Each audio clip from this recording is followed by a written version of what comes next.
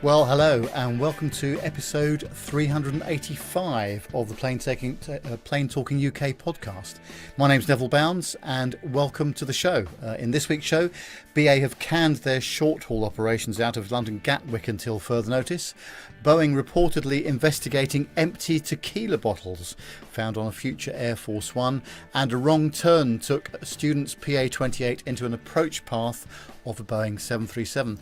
Joining me this week is my good chum Matt Smith, who's back in the control room. We'll also be talking to Johnny Palmer of Pytch Air, which is what we were previewing a couple of weeks ago. Armando is going to be talking to Mark Loper, who's an aviation photographer, and we'll have another part of Nik Codling's interview with Elliot Seguin. So really looking forward to that. And Matt, great to have you back. In fact, I'm pleased to be back as well. At least I've got a voice. I know, absolutely. We can hear you and everything now. Yes, absolutely. Yes, poor Nev, bless him, wasn't very well last week at all. He was planning to be on the show, and then yes, the old voice box was a bit behind itself, wasn't it? We couldn't quite faulty. Faulty is the word looking for. Yeah, absolutely. All gone horribly wrong. But yeah, of course, in these sort of COVID times, everyone's on edge a little bit. Oh, I've got a runny nose. I've got a sore throat. Yeah, but actually, you can still have a cold. You know, and a bit of sore throat and cough, which is what I had. But well, of course, we've sort of forgotten that, haven't we? It's like, I mean, I had a couple of days. I think early part of the week, especially coming. I mean, I think it was just because I was tired. It was basically that. But every time you're feeling a little bit under the weather, the first thing you're doing is thinking, "Oh, I've got COVID." That's what it is. Yes. But I guess that's the nature of the beast for the moment, isn't it? While we're all still getting used to whatever the new norm is. Yeah, absolutely. Now, Armando is not here this week, sadly, but he has actually put in a sick note, as we call it. He has, yes. And recorded his apologies, and Matt's going to play that out now. Hey guys, hey everybody in the chat room. Sorry I can't be on the show today. I'm actually doing a nice trip between Charleston, South Carolina, up to Tennessee, then over to Danville, Virginia, and then down to Asheville, North Carolina. Really nice trip on a weekday. Just wanted to give you a quick update from the Reno Air Races. You're gonna hear it in the interview with Mark Loper, who is an aviation photographer. He's the first in our series of interviews from Reno, but by all accounts it was a tremendous success. The stands were full, their pits were full of aircraft, lots of unlimiteds showed up, which is just amazing considering the cost that goes into participating in the races. But class by class, the Formula Ones had a really nice race. They had one Mayday, which was pretty impressive, a canopy that flew off in flight. That pilot was able to get it back down on the ground, no problem. Biplanes, all around safe racing, really good racing, nice and close. The sport class, again, just a really nice racing. These guys the guys and gals in the sport class in amateur built airplanes are hitting upwards of 420 miles per hour, as we've talked about on the show. And congratulations to Vicky Benzing, who won the silver race. She's been after that for a long time, and she did that in a Lancer Legacy. That's Lucky Girl Racing. There was no real major maydays in the sport class. I think the only one that had real troubles was Kevin Eldridge in his NXT. Look that airplane up, the NXT, because it's an awesome airplane. But he was just plagued with engine troubles the whole week, and there was a couple other people that blew up some engines, but everybody got back down on the ground with no problems whatsoever. Jet class was rather uneventful racing. Everybody got through it, no problem, with no major maydays. And then the best part was unlimited. Oh, T6s. Sorry, the T6s were real close racing, as they always do. They're kind of slow, but they're super loud and fun to watch.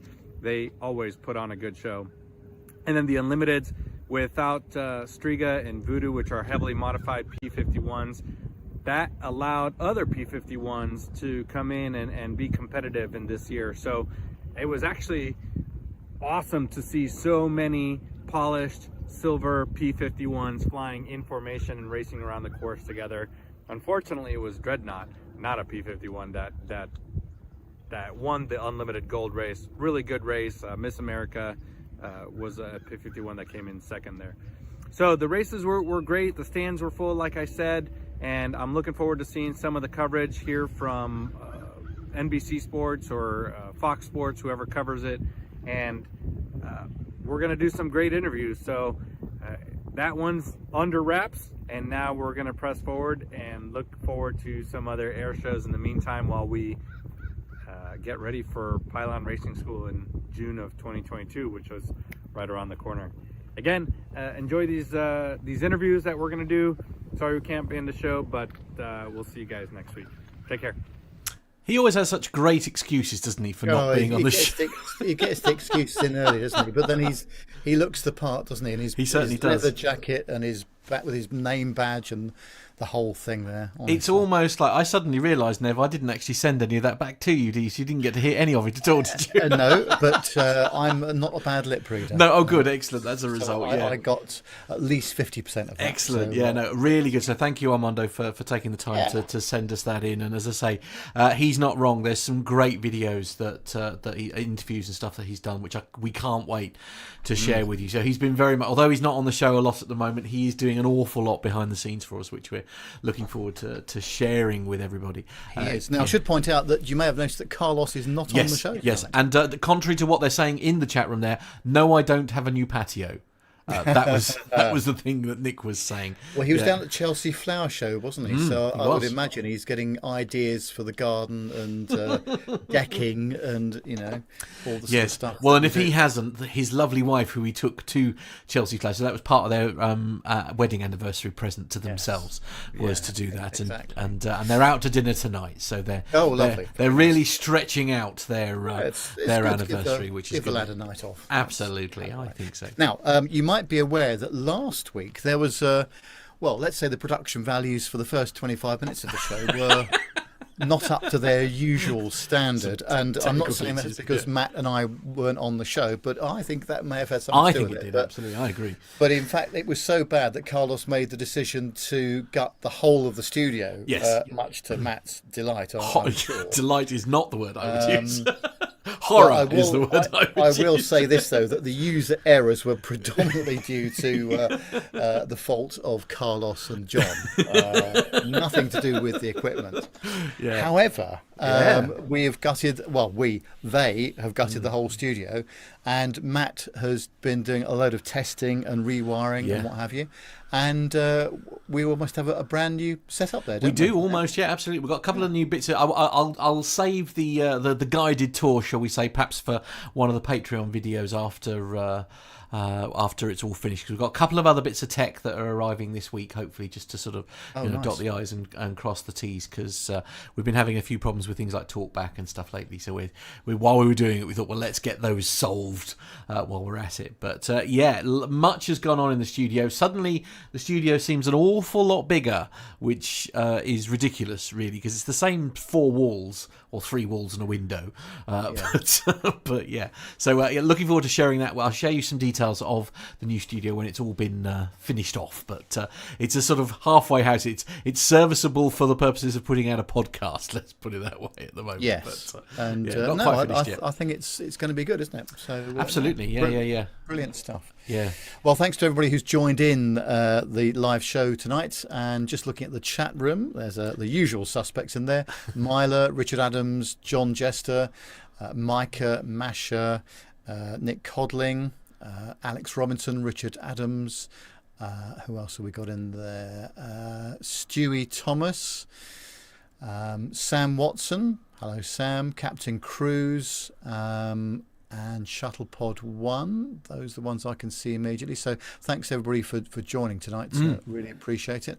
And if anyone's listening to the audio version that wants to join in, you can also find us at YouTube at youtube.com/Plane Talking UK. If you hit the subscribe and the bell icon, which is right next to it, you can be notified of when we're live and recording new episodes. And we'd love to have you in the chat room with us. So, with all of that said, I think we should start the commercial news section. What do you think, Matt? Yeah, okay, let's do it.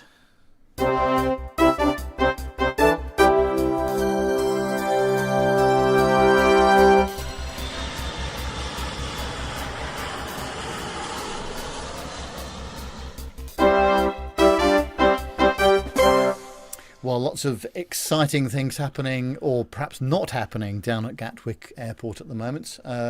This information comes from CH Aviation, Financial Times, and Head for Points. British Airways has scrapped plans to create a low-cost subsidiary based at Gatwick Airport. The news comes after a pilots' union pulled out of talks with BA due to the carrier reportedly refusing to contractually commit to providing the same benefits to the pilots of its new subsidiary as in the mainline carrier. British Airways had said it was disappointed plans for its proposed short-haul low-cost carrier at the UK's second busiest airport had failed to gain backing from BALPA. In a statement to Sky News, BA said that after many years of losing money on European flights from the airport, we were clear that coming out of the pandemic, we needed a plan to make Gatwick profitable and competitive.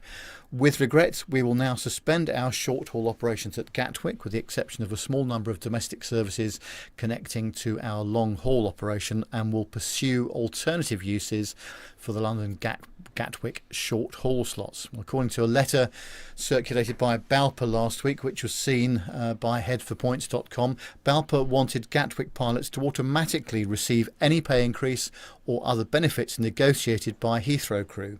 BALPA claimed that British Airways had agreed to such an obligation, but when it came to making it legally binding, it refused. BALPA continued, "We have received an email from BA making it clear that the company is not prepared to include the protection clause we require," and they concluded that we can no longer recommend the proposed Gatwick short-haul agreement. As such, we have terminated the consultative ballot with immediate effect. Well, Martin Chalk, who's the acting secretary at BALPA, said that the union remained open to future negotiations with BA to address members' concerns with the proposals for London Gatwick short haul or about any other part of the business. It's worth noting that there are no dedicated BA short haul pilots at Gatwick, all having taken redundancy or transferred to Heathrow or joined the holding pool. So the closure will not directly lead to any redundancies. It will impact the remaining furloughed Gatwick short-haul cabin crew, though. All Gatwick short-haul flying is now suspended. Flights have been removed from sale, and the only exception will be a handful of domestic services to connect to the banks of long-haul Caribbean departures. So that's quite a thing, isn't it? I mean, let's be honest, the short haul and medium haul operation at Gatwick for BA has been there for many years, mainly for the holiday sector, but also a lot of scheduled business flights as well. So I don't know. If they try to press ahead, will they try to hire non-unionised crew? But that might go against agreements. And I can see a bit of a bun fight. Sort of, and it'd be interesting to see what happens with the slots as well. Would BA use them for something else? So I mean, forgive my naivety here. What am I missing here? Why do they want to set up why can't it be done under the banner of BA? This is what. Sort of losing all these various slots, as you know. I mean, BA have had a presence at Gatwick for a long time. Yeah. And I all right, I appreciate the flight numbers and the flight routes and the passenger numbers and stuff aren't there at the moment. But why would creating another, why can't they do the low cost model under BA? What am I missing here? Or why make it a low cost model at all? This is what I don't quite understand, because even their regular, what I would call mainline short haul fleet, I mean, they've got a whole series of A320s based at Gatwick anyway, with Gatwick style registrations on the side of their aircraft. And even if they were to go sort of what I would call mainline with it as well, they're not going to be short of passengers. That is for sure. People want to go flying again, and those short haul routes, especially coming up to the winter. Yeah. So those ski routes into Switzerland and Austria and those sort of places would be extremely popular. And BA, I would have thought, could have easily filled flights for that, and also those that want to go for some winter sunshine down to the Canary Islands, for example, as well. But clearly, it's a union thing, so they've decided to have a differentiation between what I would call BA mainline and BA light, if you want to call it that. Yeah. and obviously there's some differences in pay and terms and conditions, which the union are not going to have. So, but it is at the end of the day the world's second, or not the world, sorry, the it's the UK's second busiest airport. So there is obviously a desire for people to have access to holiday destinations and work destinations and all that kind of thing from Gatwick. I don't, as you say, I don't quite understand why it all has to be set up under a new banner and all that kind of thing. I mean, there's plenty going on in the background that we don't even know about, probably, nor the press know about either. So I think there's quite a big story behind this somewhere. But it is a pity because again, there was lots of discussions about implementing the second runway properly, which they already have available to them. But it's the specification isn't right yet. But if they did that, then with increased capacity again, that could make a huge difference. But it's a big problem, and it's not just about the airport and the carrier. It's about all these, all the ground services associated with it, jobs, handling, essentially jobs, cargo. Or I mean, especially around that sort of Horsham, Crawley area, it's a huge employer. Well, and of course, obviously, I mean, it's not just involving the airport directly either, is it? Because obviously you've got all the hospitality services outside of that area. I mean, Crawley itself has got loads of I mean, I've stayed in, sort of like Hilton's and all sorts that are all on the outskirts of the airport. Again, that's all jobs and restaurants and all that kind of thing. I mean, it's just there must be a way of using these. See, part of me's worried, you see, and that perhaps I'm being cynical, Nev. You might be able to correct me if I'm being here, but part of me's worried that a lot of this is happening because BA are desperate for those slots not to go to someone else. Because I think if they were on the market, I think if those slots were ever on the market, if I'm honest, I think my money would be on Wizz Air, just trying to sort of get themselves well established at a major London airport. Get themselves out there. I think the other thing is that BA's problem really is that they need to have the premium cabin stuff. So what they need back is business class travellers on the European sector. They need business and first class travellers going to the US, and that's where the profitability is. Running A320s backwards and forwards with fares of £80 or £90 return or whatever it might be is not going to make them a whole load of money. But at least they could keep the slots going and all the rest of it. So absolutely, it's this story is not over yet, and I'm sure we'll be reporting back on it in the next couple of months. Indeed, you were saying actually. Were you saying that I think there's the prospect of a certain corridor to the US sort of opening very soon, isn't there?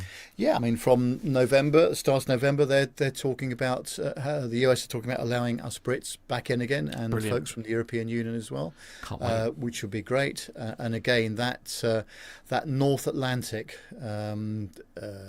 those sectors, as just a vital, corridor for trade. Absolutely. And for leisure as well. So I hope that nothing trips it up this time and they can get on with it, because I think we kind of need to do that, really. We do, absolutely. So, anyway, we could talk about this all night, but we probably shouldn't. Let's move on to the next story. And story number 2 is quite often a Ryanair story, and I'd hate to disappoint. So, Ryanair to remove no change fee COVID policy from the 1st of October. So just like just about every other airline, Ryanair has, at the beginning of the pandemic, implemented customer-friendly change and cancellation policies. After more than a year, however, the budget carrier is now doing away with its no-fee change policies as air travel slowly begins to normalise. For new bookings made from the 1st of October, passengers will no longer be able to change their travel tickets without paying a penalty. For anyone who has booked a flight with Ryanair, the free flight change policy will remain in place as long as the flight takes place before the end of 2021. However, all flights booked from the 1st of October will not be eligible to change your ticket without paying an additional €35 penalty. The relaxed policy... I love it when my computer misbehaves right in the middle of reading a story there. The relaxed policy that had been discontinued allowed date changes at no additional cost as long as the destination did not change and it was done at least 7 days from travel. That's not a generous policy as some other airlines. I think BA had a much better policy, I think, from what discussions we were having before, Nev. Ryanair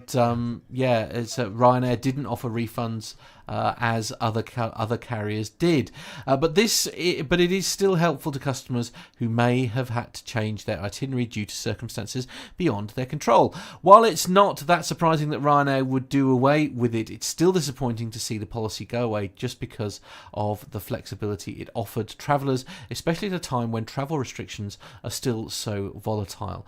The end of the no change fee policy is a clear sign the airline is seeing travel bookings rebound and doesn't need to bend over backwards to lure customers in. In fact, Ryanair in August saw more passengers than during typical pre-coronavirus winter months.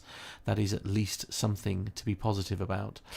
I mean, yeah, I don't know. I guess, I mean, I friend of the show, Lee, my friend Lee Hall, who lives here in town, and they're actually hopefully, I think it's the first Tuesday in October, and they're supposed to be heading out to I think it's Lanzarote that they're going to. And I sort of said to him, like, you must, because obviously my flight went ahead, so I'm sort of feeling, I like to feel a bit more positive, that because Lee has cancelled his holiday, must be like 5 times now, because he's literally been him and Lisa have been trying to go for I don't know how long. And I said to him, you must be really excited and stuff. And he literally said, until I'm on that plane and it's left the tarmac, I almost, I'm not going to believe it until we're in the air. I'm probably through passport control at the other end, I guess.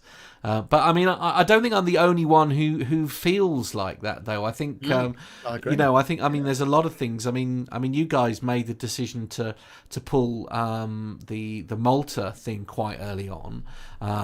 As it turns out, probably a very, very good call. But again, it was that uncertainty for you guys again, wasn't it? Is because, I was hoping, for example, to go to the States in October to go and see Armando and Megan and all that kind of thing. And there was just so much. I can't do short notice, last minute planning.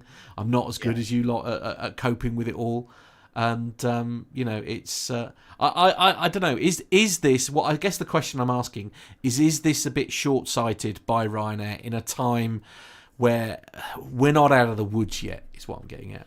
No, I mean, I think a lot of the airlines have offered a lot of flexibility. I mean, perhaps not as much as people might have wanted in the past, but generally speaking, they've not done bad. But I think the problem is now the airlines need to get back to what I would call normal business, or as normal as it can possibly be. And that does mean that they're going to perhaps reduce flexibility on ticket changes and this kind of thing. And as we've got a bit of time, more time than we would have normally, let me just relate this story to you about what has happened to me in the last couple of days. I've got a large birthday coming up at the start of November, so Mrs. Nev and I wanted to go to 25 plus VAT, something like that. Yes. Okay. So we wanted to go to Fuerteventura, on the Canary Islands, and we're going to go there, but we've got to go via Madrid because BA don't fly there directly anymore. So that's okay. So we're going to take an Iberia flight to go there. But honestly, when people are designing websites, wouldn't it be a bad idea to just have a think about the user experience? And I don't want to beat up too much on Iberia, but honestly, they could have done a slightly better job on it, in my opinion. Anyway, so we've got it all sorted out. We've paid for the extra this, that, and the other, and what have you. And just as we think, it's all done now, thank goodness for that. We've got 42 days to go, or whatever it is. On one of the islands, in the Canary Islands, there is a volcano on the island of La Palma. Oh, now, no. That is actually quite a long way from Fuerteventura. Right. But I can just imagine, with an easterly prevailing or wind, possibly, or coming from the west to the east, I can see excitement and possibly flight changes coming along at some point if we're not careful. Remember what happened when the last volcano went up? Oh yeah, I mean, and that disruption was huge, wasn't it? Now, I mean, I'm it not went saying on for 1 minute it's on that scale, because it's not, but it would be typical, wouldn't it? You've just got everything sorted out. And now we've got a volcano to deal with, possibly. But it is quite a long way from that part of the Canary Islands.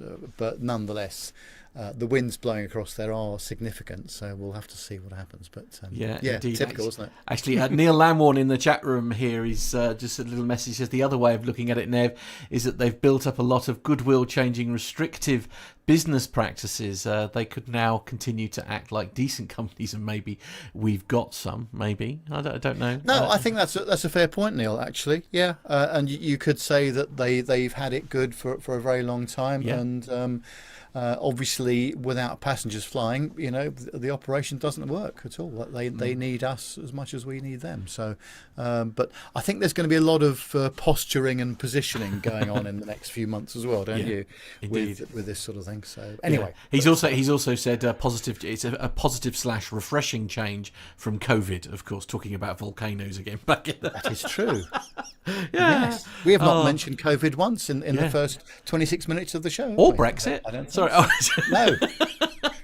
Don't get Neil started on Brexit. Okay, right. Sorry, the end of it. Shut up, Smith. So sorry. Let's not go there. Yes. Please. Sorry, mistake. Right. Okay. Let's. Well, we were talking earlier on about the US. We were opening up flights, weren't we? And on the Forbes.com website, it says that demand for travel from the UK to the US has surged after the White House announced on Monday that international tourists who are fully vaccinated against coronavirus will be permitted to enter the US for the first time in more than a year, starting in November. Two of Britain's largest airlines told Forbes. Virgin Atlantic told Forbes in a statement on Tuesday that it had a 600% overnight jump in bookings to the US compared to the same time last week, with the most popular destination being New York City.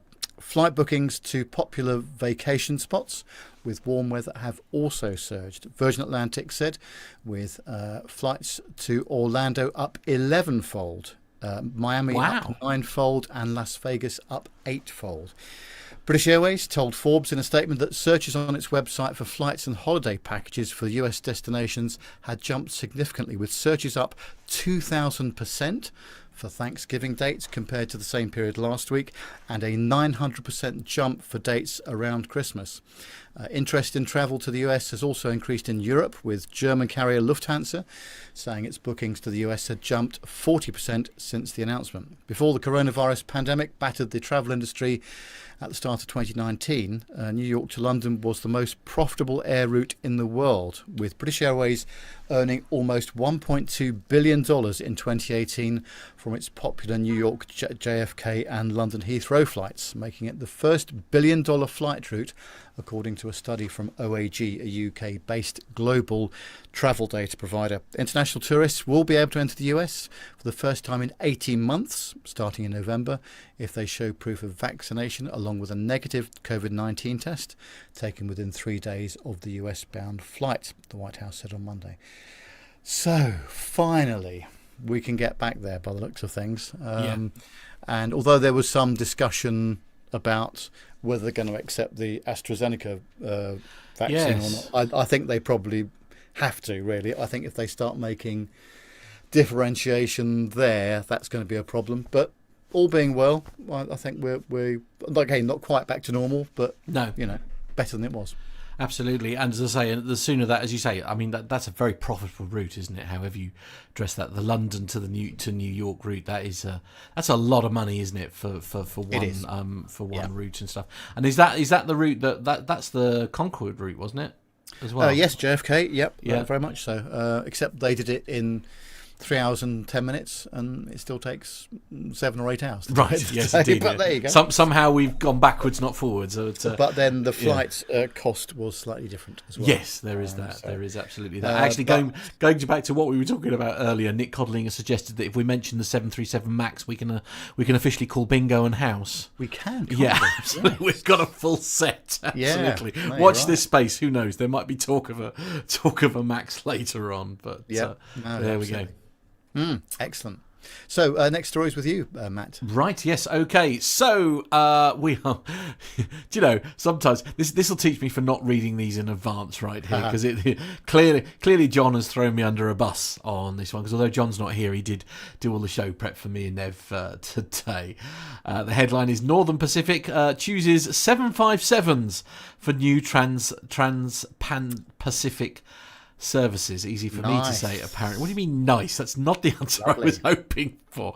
Alaska's Northern Pacific Airways is adding 6 pre-owned Boeing 757-200s to its fleet in a transaction announced on Wednesday. The Anchorage-based startup has indicated that the aircraft are being acquired from leasing group AirSail and were formerly in service with American Airlines.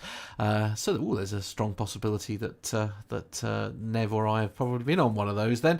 Northern Pacific is part of the Float Alaska group, which also includes regional carriers Raven Alaska and Flycoin.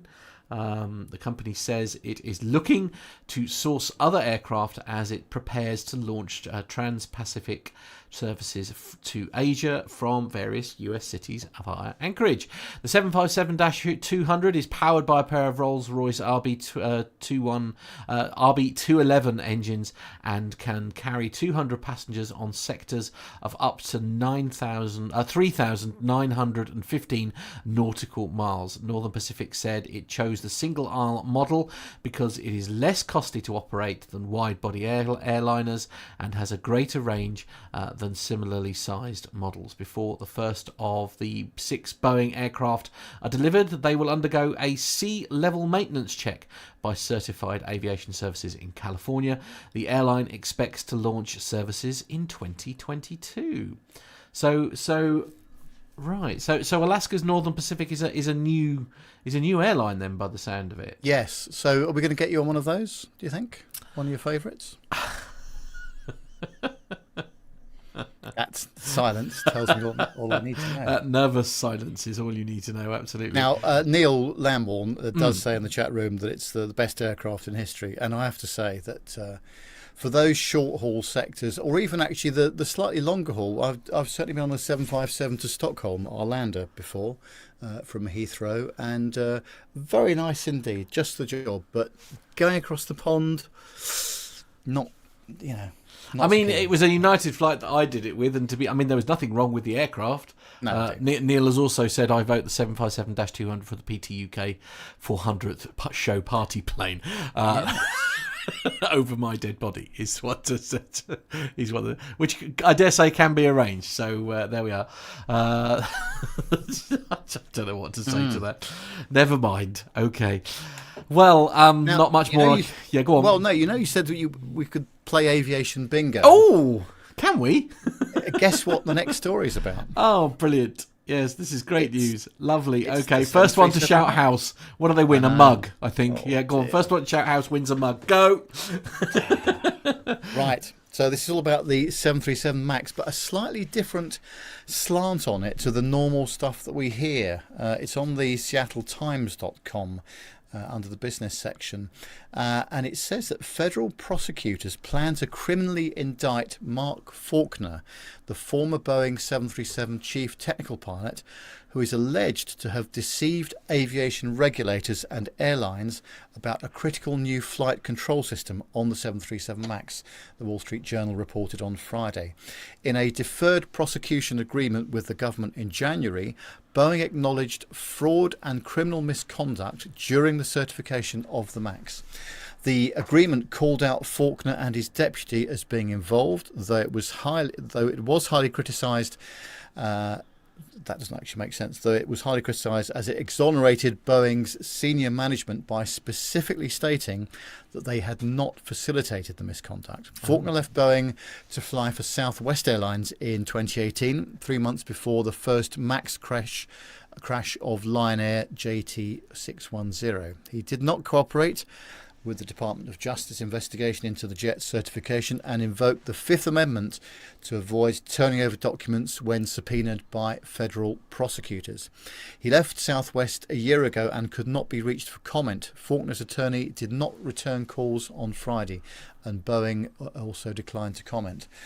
With regard to misleading the FAA and the airlines, Faulkner's role on the MAX from the jet's launch in 2011 through to its certification in 2017 was to win approval from the FAA and regulators around the world for the MAX's technical manuals and pilot training on the new airplane. Pressed by the Justice Department, Boeing turned over a series of emails and instant messages exchanges between Faulkner and his deputy, Patrick Gustafsson, in which Faulkner bragged about how he had Jedi mind-tricked airlines into choosing the minimum pilot training option, and so avoided the need for extensive training of pilots on full flight simulators that would make the MAX a more expensive and less competitive aircraft. To pull that off, Faulkner persuaded the FAA in March 2016 to omit any description of MCAS from the pilot manuals, arguing that it would activate only in extreme conditions. As he said in an email, way outside normal flying conditions. That September, Boeing gave Faulkner and his team a Service Excellence Award for achieving this critical MAX program goal. In late 2017, with certification almost complete, Faulkner discovered that Boeing, based on feedback from its flight test pilots, had changed the MCAS software to make it operate at a lower speed, well within the normal flight range. Crucially, he did not inform the FAA or any of the airlines of this change. Unlike Faulkner, Gustafsson cooperated with Boeing and with the Department of Justice in its investigation. Gustafsson left Boeing in November 2019, and there's no indication at this point that he will be charged. His lawyer declined to comment on Friday.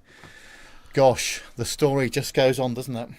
That is... There's stuff has allegedly gone on behind the scenes there, hasn't there? There's a lot of worrying comments in that particular statement for me, I guess, as a nervous passenger and stuff. I mean, if they're able to successfully prove any of this, I mean, this is a very, very worrying situation, isn't it?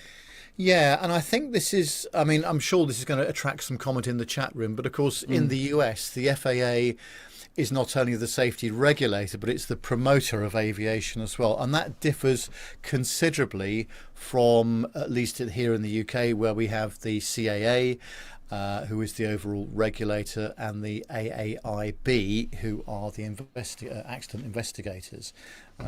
Two very different roles. And I guess you could say a little bit with the NTSB in the US as well. Nonetheless, there's information going on there which would be concerning, and clearly they need to get to the bottom of it. Whether this is going to actually go anywhere or not, I don't know. But pleading the fifth, as they say in the US, is one way of not disclosing information, isn't it? So I don't know. I'm treading very carefully with my words here. Absolutely. I'm probably going to choose to be a little less PC and just sort of say that feels like a massive cop out. Not you. I mean, just, there's, because, an awful thing happened, and I think the only way that anybody's going to learn from this is by having all the information out there, and the MAX is now back in the air. They've got to the bottom of it and it's all sorted, with a stark reverse, if you like, almost, where pilots are now having far more training than they were having before. I mean, I think Neil makes a great point actually in the chat room. He says the cavalier attitude to safety is shocking. We need wholesale reform of the relationship between manufacturers, airlines and regulators, and I for one would absolutely agree with him there. Absolutely. But as always with aviation accidents, as tragic as they are, there's always lessons learned, but of course, really we should be doing that so that we don't have repeat situations. And of course, there were two 737 MAX crashes in very short succession from each other. From the same problem. Absolutely.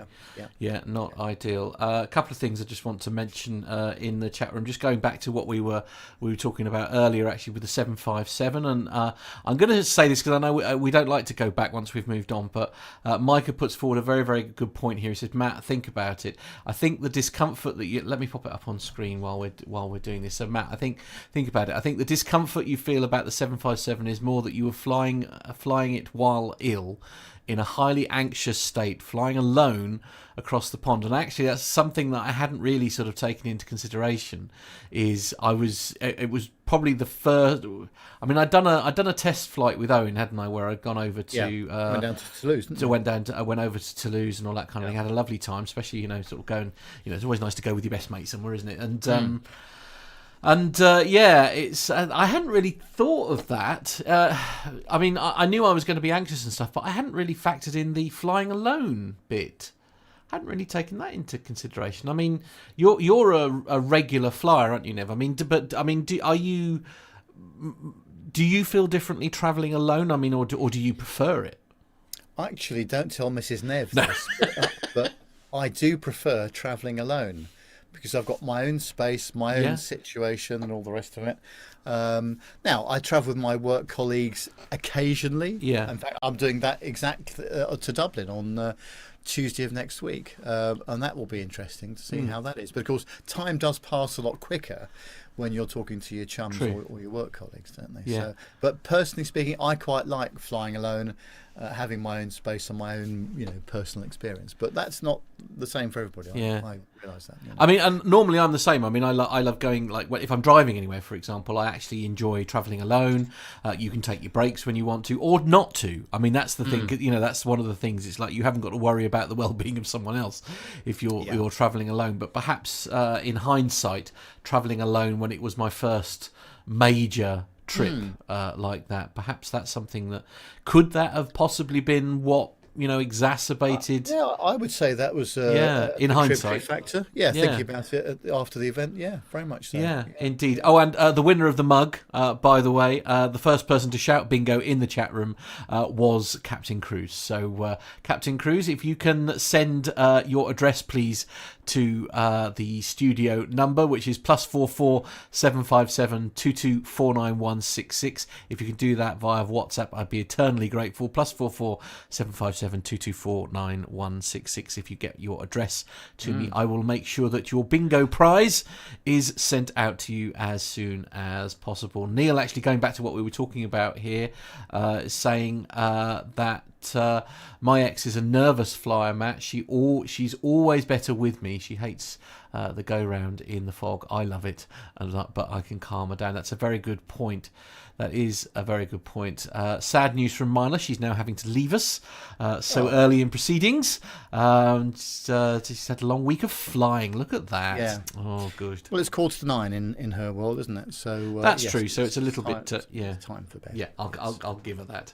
Yeah. Indeed. Anyway, good night. Good night, my dear. Okay, let's move on now, to there's the next some story. more trouble for Boeing here, just in case we hadn't had enough of it. So this is your story, Matt. Yes. So this is probably not what we want to hear, is it, at this current time, isn't it? This is Boeing again. So it's the edition.cnn.com and WSJ.com are the sources for this story. And the headline, Boeing reportedly investigating empty tequila bottles found on a future Air Force One. Wow. Drinking alcohol and building planes don't really mix. That's why Boeing is reportedly investigating 2 small empty tequila bottles that were found on one of the planes set to serve as the next Air Force One. The probe over the tequila bottles was reported Monday by the Wall Street Journal. The plane is being modified at a Boeing facility in San Antonio, and alcohol is banned at all Boeing factories.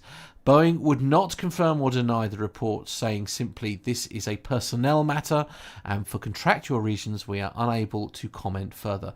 The plane is one of two 747 jumbo jets being modified to meet the needs of securely carrying the US President and staff. Although it's not a big part of Boeing's business, it is a high-profile Halo project that is important for bolstering the company's battered reputation. The Boeing informed the Air Force of a personnel matter relating to the VC-25B program, said Anne Steflik, who is the Chief of Media Operations for the US Air Force. There is no impact to the ongoing modification efforts of the two aircraft. The Air Force monitors production quality closely and holds Boeing accountable to ensure the VC-25B program meets stringent quality control requirements. Yes, and I think, as Micah points out in the chat room, the only good news about the story is that the tequila bottles were only nips, single-serve 1 ounce bottles, and not quarts. Oh, right, okay. Or 70 centilitre, as we have here, So it was not as though there was a session going on. But right. I do concede, that mixing alcohol consumption at an aircraft manufacturer probably isn't ideal, but it does sound to me as though these were quite minor misdemeanours in the context of everything else. But there we are. No, true. It's just this is the naivety on my part, I suppose, because I was reading that story. It kind of gave me the feel that it was essentially, 2 tequila bottles that had been found in that, not 2 little nips of. Yeah, I don't know. I guess it shouldn't make any difference, but they're unlikely to have been hammered. Yes, Plain Talking UK does not condone the use of alcohol consumption. No, of course, no, absolutely. Manufacturing an aircraft. No, of course not. Absolutely, highly something or other. Yeah. Anyway, there we go. Never mind. All but now this is a nasty one here, right. On flightglobal.com. It says that South African investigators have found that the student pilot of a Piper PA-28 turned in the wrong direction after an air traffic control instruction, flying just 100 feet directly above a Boeing 737-400 on approach to East London Airport. The student was conducting a solo navigation flight on the 25th of August from Port Alfred to East London, where he intended to carry out 2 touch-and-go landings. He approached the airport from the north and turned right to join the downwind leg for runway 11, flying close to the extended runway centreline, says the South African Civil Aviation Authority's Accident Investigation Division. At the same time, a Safair 737-400 arriving from Cape Town was established on the ILS for runway 11, and air traffic control instructed the PA-28 pilot to turn right to keep the light aircraft to the north of the 737's approach path. But the student pilot misunderstood the instruction and did not read it back correctly, turning left instead of right, says the inquiry into its preliminary findings. This took the PA-28 directly into the 737's path. The 737 crew was cleared to land, but subsequently asked the controller whether he was aware of the traffic turning onto the base leg in front of the jet. Despite the controllers again instructing in a much more forceful tone the PA-28 to turn right, the pilot continued with the left turn, and the 737 crew was advised to continue the approach as the PA-28 was higher. Whilst the weather conditions were fine and the student managed to maintain visual contact with the jet, the 2 aircraft converged to a point where they were not separated horizontally and were only separated by 100 feet vertically. That is extremely close. The PA-28 pilot was instructed to orbit and then establish on the approach to runway 11, by which point the 737 with 164 passengers and crew on board had landed. Investigators state that the collision avoidance system on the 737 sounded a traffic alert during the loss of separation, and its pilots could see the PA-28. The inquiry is continuing and will examine other aspects of the event before reaching final conclusions. Gosh. Wow. So was this pilot alone? It doesn't actually say. Yeah.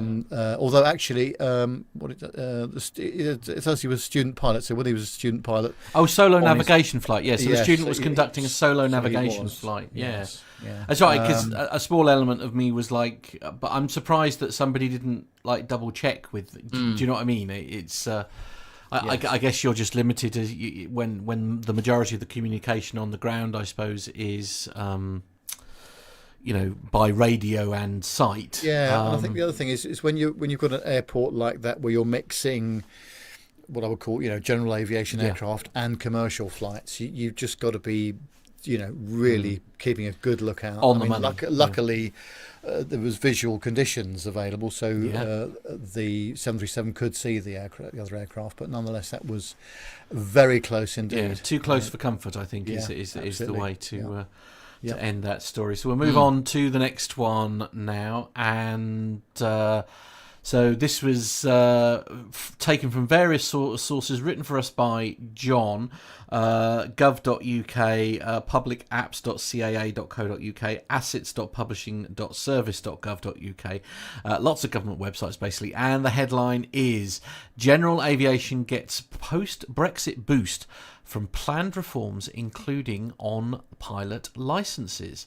So the UK government has laid out plans to introduce a range of reforms to make it easier for GA pilots to fly and to support businesses' skills and innovations in the sector. The reforms are part of wider plans announced by the Minister for Cabinet Office, Lord Frost, on the 16th of September, outlining the UK's vision as an independent trading nation post-Brexit. It builds on. We really have played bingo this evening, haven't we? We have ticked every single box. It builds on the General Aviation Roadmap published earlier this year, outlining priorities for the sector's recovery from the pandemic. While specific details have not been yet announced, it has been outlined that changes include proposals to simplify pilot and crew licensing and review medical requirements on non-scheduled aircraft, and will further cut red tape on requirements for general aviation users. The changes are expected to be welcomed by the general aviation community and come out at a detailed consultation by the Civil Aviation Authority on UK general aviation opportunities after leaving the EU. These measures come in addition to others introduced by the government to support and enhance general aviation in the UK, such as the electronic I can't even say that word, conspicuity device grant scheme. Yes. Is right, good. Which is already enhancing safety for pilots, and regulatory changes made since the end of the transition period, including on pilot medical declarations, as well as establishing an independent review panel for complaints against CAA decisions. Robert Courts, Aviation Minister, said, "I want the UK to be seen as the best place in the world for general aviation, with a flourishing, wealth-generating and job-producing sector. General aviation is the grassroots of the wider aviation sector and fundamental to attracting the next generation of pilots and skills into the sector. According to the government, the general aviation sector is worth nearly £4 billion to the UK economy and supports nearly 40,000 jobs." Now, as I say, we really are playing bingo this evening, and we as I say, we've now done a story on Brexit. It's, I mean, this to me, perhaps I'm being wrong, and I know it's a subject that has polar opposite opinions, shall we say. There are very few people who sit in the middle on this particular subject, but to me, this does feel like a positive thing. And whatever the Brexit argument, I think to see the government doing more in GA is about time too, because that's a sector which has really been very difficult, not just during the pandemic, but for years beforehand. So I'm glad to see that there's some investment going into that now, and it is worth, the government says, £4 billion to the UK economy. So, I think we should be doing more in that area as well. So that's pleasing to hear about that, I must say. Yeah. Absolutely. Progress in the right direction, as I say, whichever side of the fence that you're sitting on. It's great. Absolutely. Captain Cruise thinks that I was joking when I said about sending a mug. Don't worry, Captain Cruise. You are still the proud owner of the mug. We are able to send the mugs to anywhere in the world. So please do ping me your address, and I'll get one on its way to you. Nev, you have the next story. We're talking 777s now. Yes. Now, this is interesting, isn't it? This is on the avherald.com. It says that Air France Boeing 777-300, registration Foxtrot Golf Sierra Quebec Delta, performing flight AF 393 from Beijing to Paris Charles de Gaulle on Saturday the 18th, was on the initial climb out of Beijing's runway 36 left when the crew stopped the climb at 3,000 feet after a loud bang had occurred. The aircraft returned to Beijing for a safe landing on runway 01 about 14 minutes after departure. Passengers reported there had been the sound of an explosion followed by black smoke in the cabin. Passengers in the aft cabin rushed forward. The back of the cabin was brightly illuminated, and flight attendants rushed to the aft cabin with fire extinguishers. The seat cushions were removed from passenger seat row 52, which appeared to show heat damage. Another passenger reported that there had been strange noises throughout the takeoff. Shortly after becoming airborne, a bang occurred at seat row 25 and a burning smell developed in the cabin. The bright lights seen in the back of the cabin were the lights of the aft galley. There had been no fire and no visible smoke, but passengers were quickly moved forward. Shortly afterwards, there was complete power failure in the cabin. Cabin lights came on again a short time later. Flight attendants were rushing backwards with fire extinguishers and removed the seat cushions and found some kind of debris splashing out. According to discussions between flight attendants and surrounding passengers, it appeared that an air conditioning duct may have ruptured. The cabin temperatures began to rise whilst the strong burning smell intensified until landing. Excuse me. The airline reported a technical incident prompted the return to Beijing. Later that day, the airline reported a failure of a pneumatic system on the aircraft caused an overpressure in one of the air conditioning pipes, which spread residue and dust into the cabin. A replacement aircraft was dispatched to Beijing. Ooh, nasty. I mean, it's not. I mean, you don't want to hear loud bangs on an aircraft, do you? There's no, even if you're a good flyer, that's not something you want to hear, is it? Well, a couple of things that come to mind. There was no time for any fuel dumping there, even if that particular 777 could even do fuel dumping. They're not all equipped with that facility. But imagine that was quite an overweight landing, bearing in mind it's got...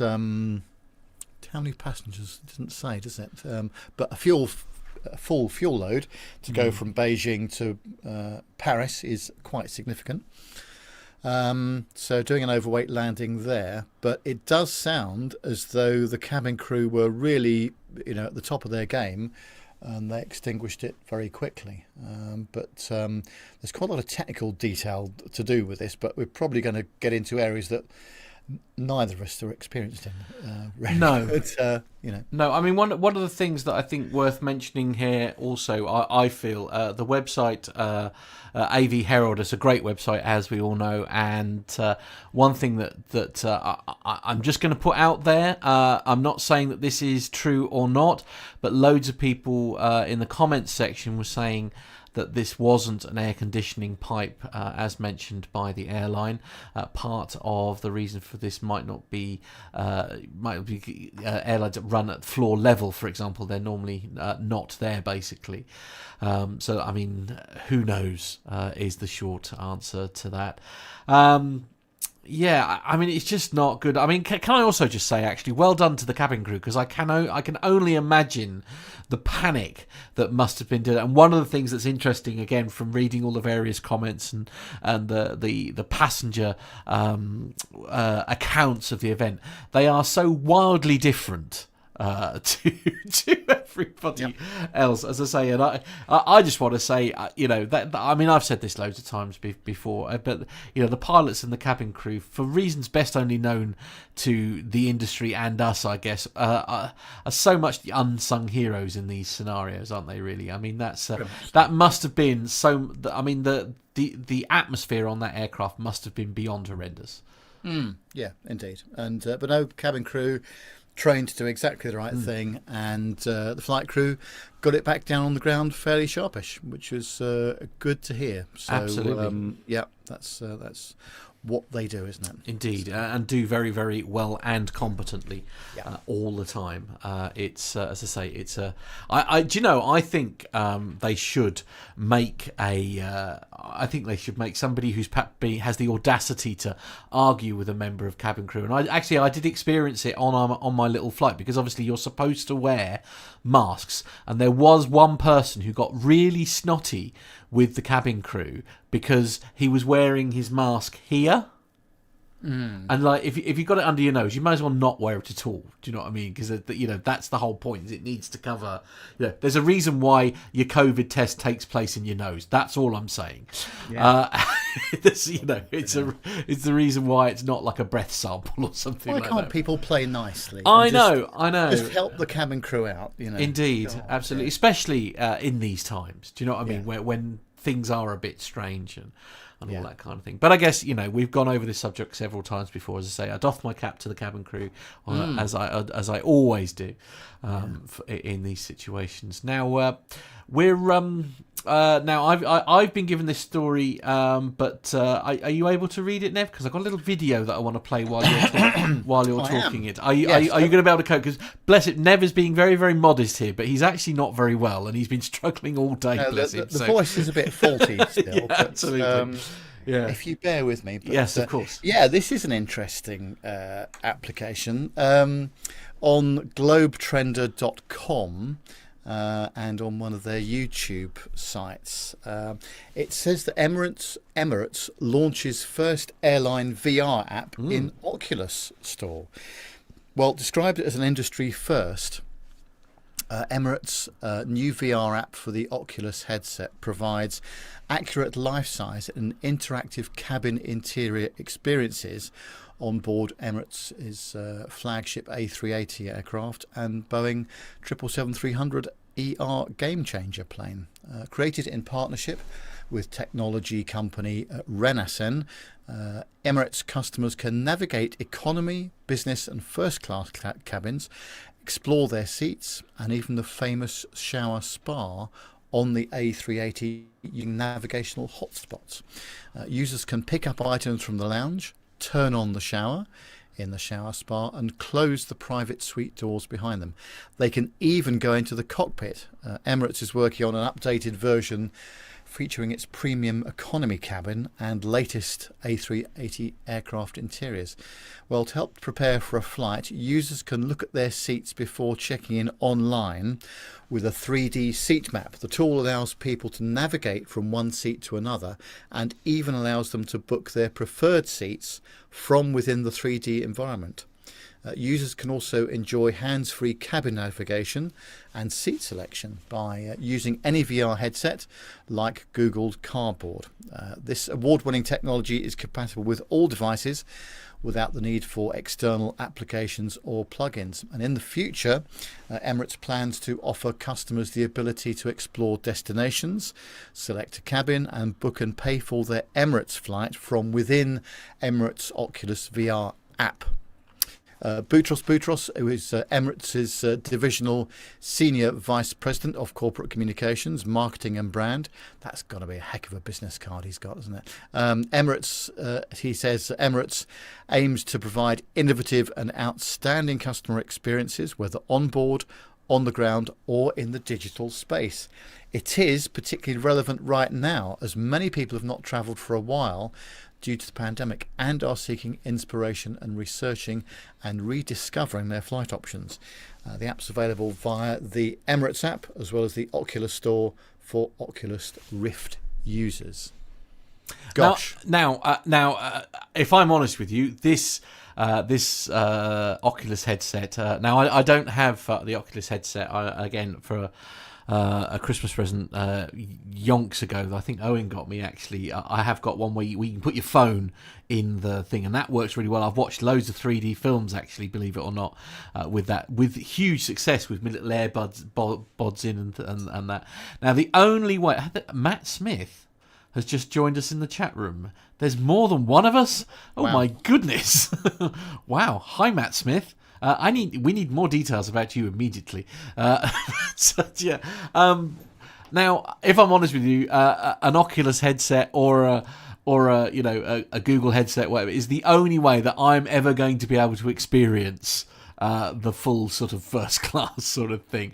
And I love Micah's idea of this. I think you should put that up on the screen. Absolutely. The way VR works like that, you often get motion sickness. So it's so nice that they can give you the opportunity to experience air sickness while still on the ground. And the other one that I love, the thing that I love also, Richard Adams, is this is brilliant. Next idea: give all cattle class passengers VR headsets so they can make it look like they're in first. Yeah, that's an option. Like it, Richard? I like it. Oh dear. Never mind. I love it. This is the way forward. It's very funny. Absolutely. I agree. I've broken stuff. It's not. Stop it. Sorry. There we go. It's all right. The gremlins are back. Oh, so much fun. I love that. I mean, it's they've. I think I did a racing game and stuff, actually, where you're talking about the motion sickness there, and I felt so queasy by the end of it when it's doing that. It's Also, have you noticed as well? I mean, if you look on YouTube, some of the accidents that people have had with Oculus style stuff, where they're banging into things because their arms are thrashing around, or falling over things, or they've walked into walls. Yeah, true. Yeah. This sort of stuff. So you've got to be aware of your surroundings before you start on this journey, that's for sure. Alex Robinson has got a solution to that already. Can we get a headset linked to a forward-facing camera? Ah, yes. There you go. See? Yeah, indeed. Very good. Indeed. Owen's in the chat room as well, by the way, saying that's an idea right there. I think he's probably right. Great idea. I just, as I say, I think Richard's idea of you can be in cattle class and pretend that you are in business class or in first class or something like that. But there we go. Smashing the TV usually is what Neil has offered as a solution. Yeah, that's true. Yeah, indeed.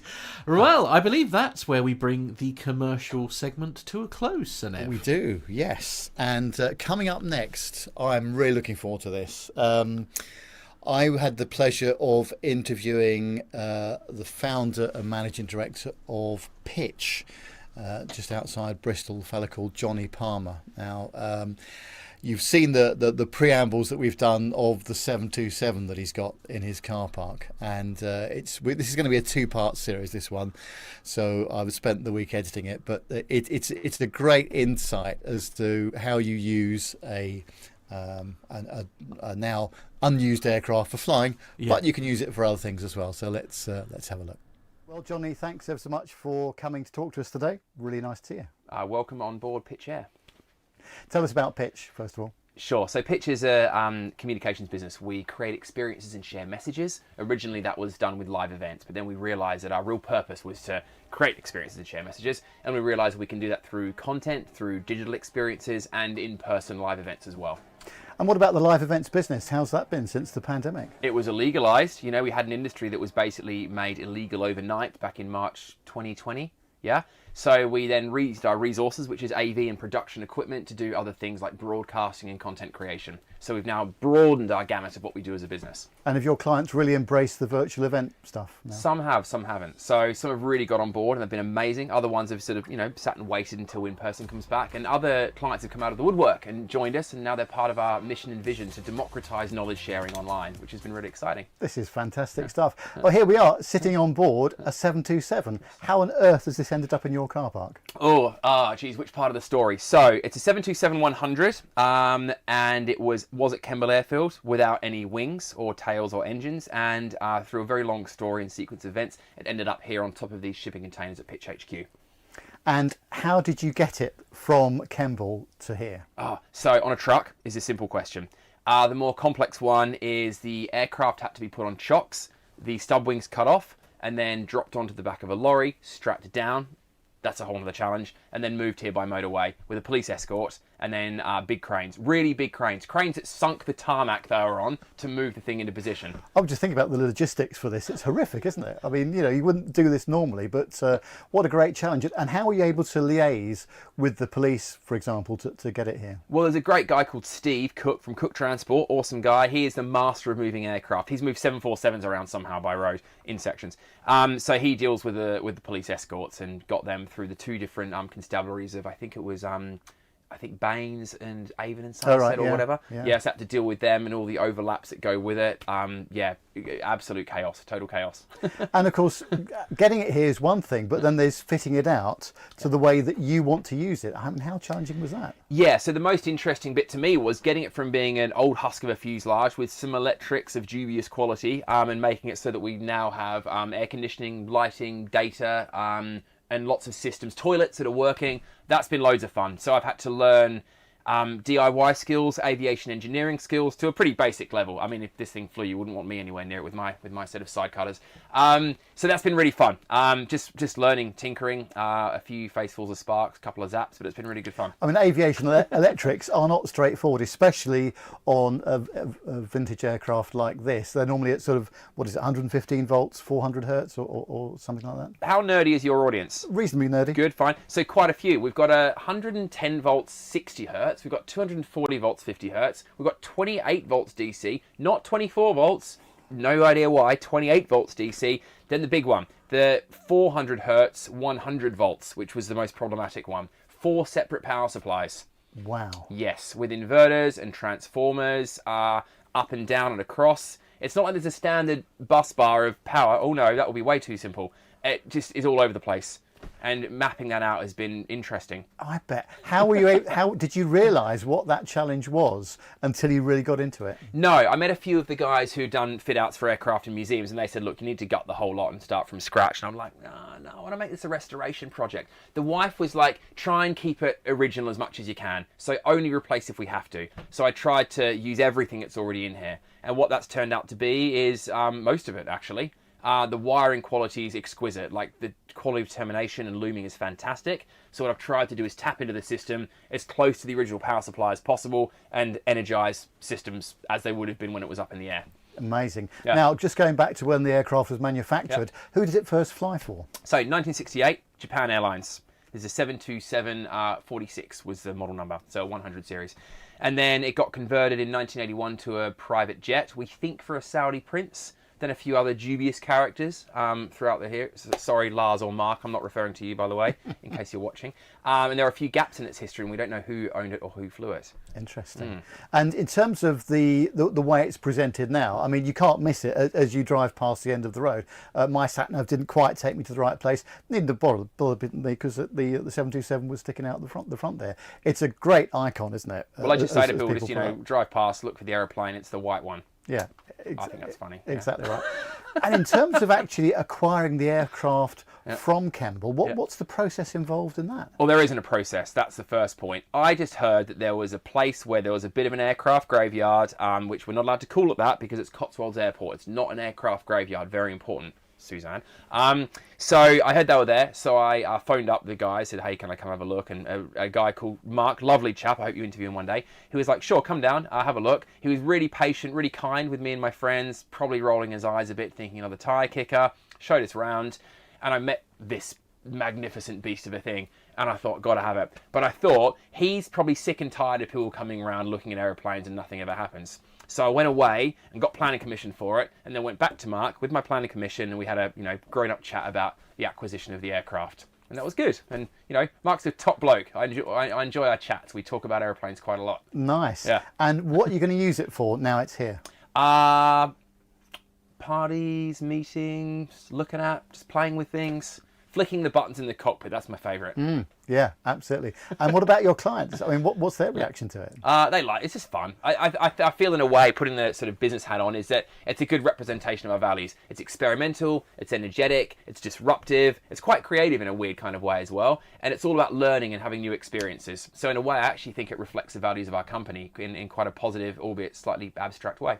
And also, it's a way to get clients back into seeing you, isn't it? I guess as well. Yeah, it's great. You know, you want anyone to come around and say, you know, I've got some, you know, come around, have a coffee on the plane, and people are like, yeah, sure. You know, that might sway them to come for the meeting when perhaps normally you'd have a chat on the phone. So it's been good for building much more like connected human relationships and having an environment where you can have some really fun, interesting conversations. And actually, to do this at the time of the pandemic as well, I think it's quite interesting because people are looking to do something different and they're looking for new things to talk about and discuss as well. Yeah, I think we're all a bit bored. We wanted anything that wasn't about the bat flu. So some random aeroplane being dragged down the motorway. It's a good story. It's a kind of feel-good, slightly silly, eye-rolling kind of story, which I think was really nice at the time. It was just a breath of fresh air for everyone. Yeah. And is this going to be the start of more stuff to come from you, do you think, like this? Well, I did get an email about 2 other aircraft that were for sale, and I was kind of tempted. But the team here at Pytch were a bit like, Johnny, 1's kind of cool, a little bit weird. 2 becomes just strange and like a scrapyard. So can we just keep it to the 1 aeroplane for now? I get the feeling that one of these days there is going to be something else turning up here. I was just thinking, I've been watching films and seeing things like A340s and think, wow, wouldn't that be cool? Something that big, a wide body, that'd be cool.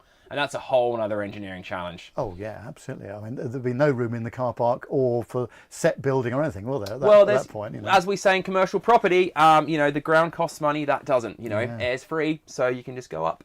Absolutely. Yep. Now, obviously, you're an aviation nut. You're dead keen on it. Yeah. Where did that come from? For me, see, planes flying I don't like because of the carbon emissions and the environmental impact. But the engineering of aircraft, to me, is the absolute pinnacle of the awesome stuff humans can do.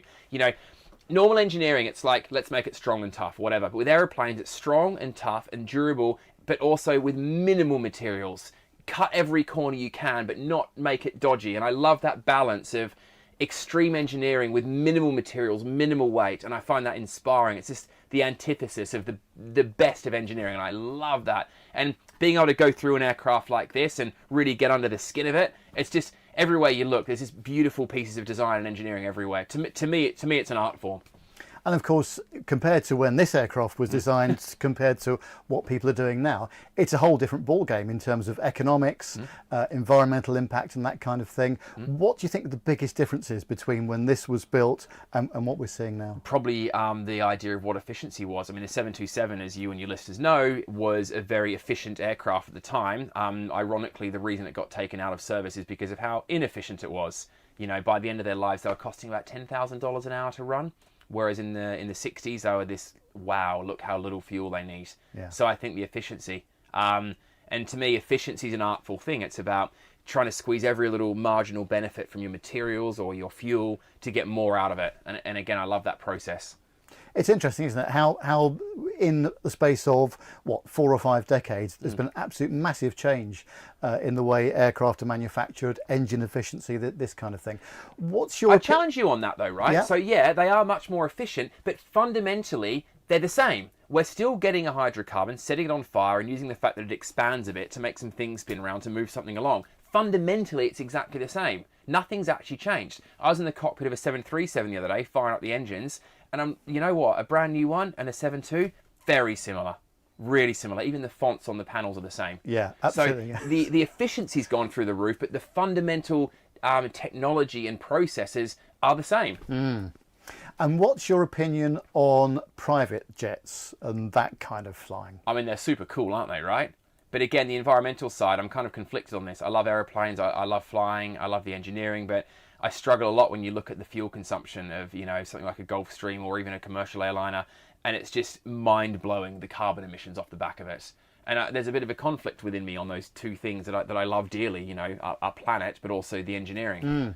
And how about the new fuels, as it were? What's next? I mean, we're seeing in hybrid technology, hydrogen being experimented with. Where do you think we're going to be in 10 years' time? I think it's fascinating. I think it's interesting, but, and this is a bit philosophical, we're always focusing on how we can do basically whatever the hell we want in a more sustainable way. So we're thinking, how can we fly across transatlantic without burning jet fuel, as opposed to should we really be flying transatlantic in the first place? And the activist and environmentalist in me thinks we need to challenge the fundamentals assumptions of how we can live, rather than doing what the hell we want in a way that's more, inverted commas, sustainable.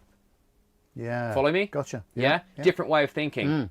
So, even, and I have this as well, this sense of entitlement. I want to go to Greece, you know? What's the way I can do it that makes me feel less bad, you know? As opposed to maybe I could, you know, enjoy the Lake District more. And I think some of your clients may be inspired by that as well, because they've got to try and tick lots of boxes now in terms of the way they travel and the way they operate too. Yeah, absolutely. And the events industry is terrible. So when a client starts talking about a sustainable event, it's like, let's just stop you there and talk about that little premise.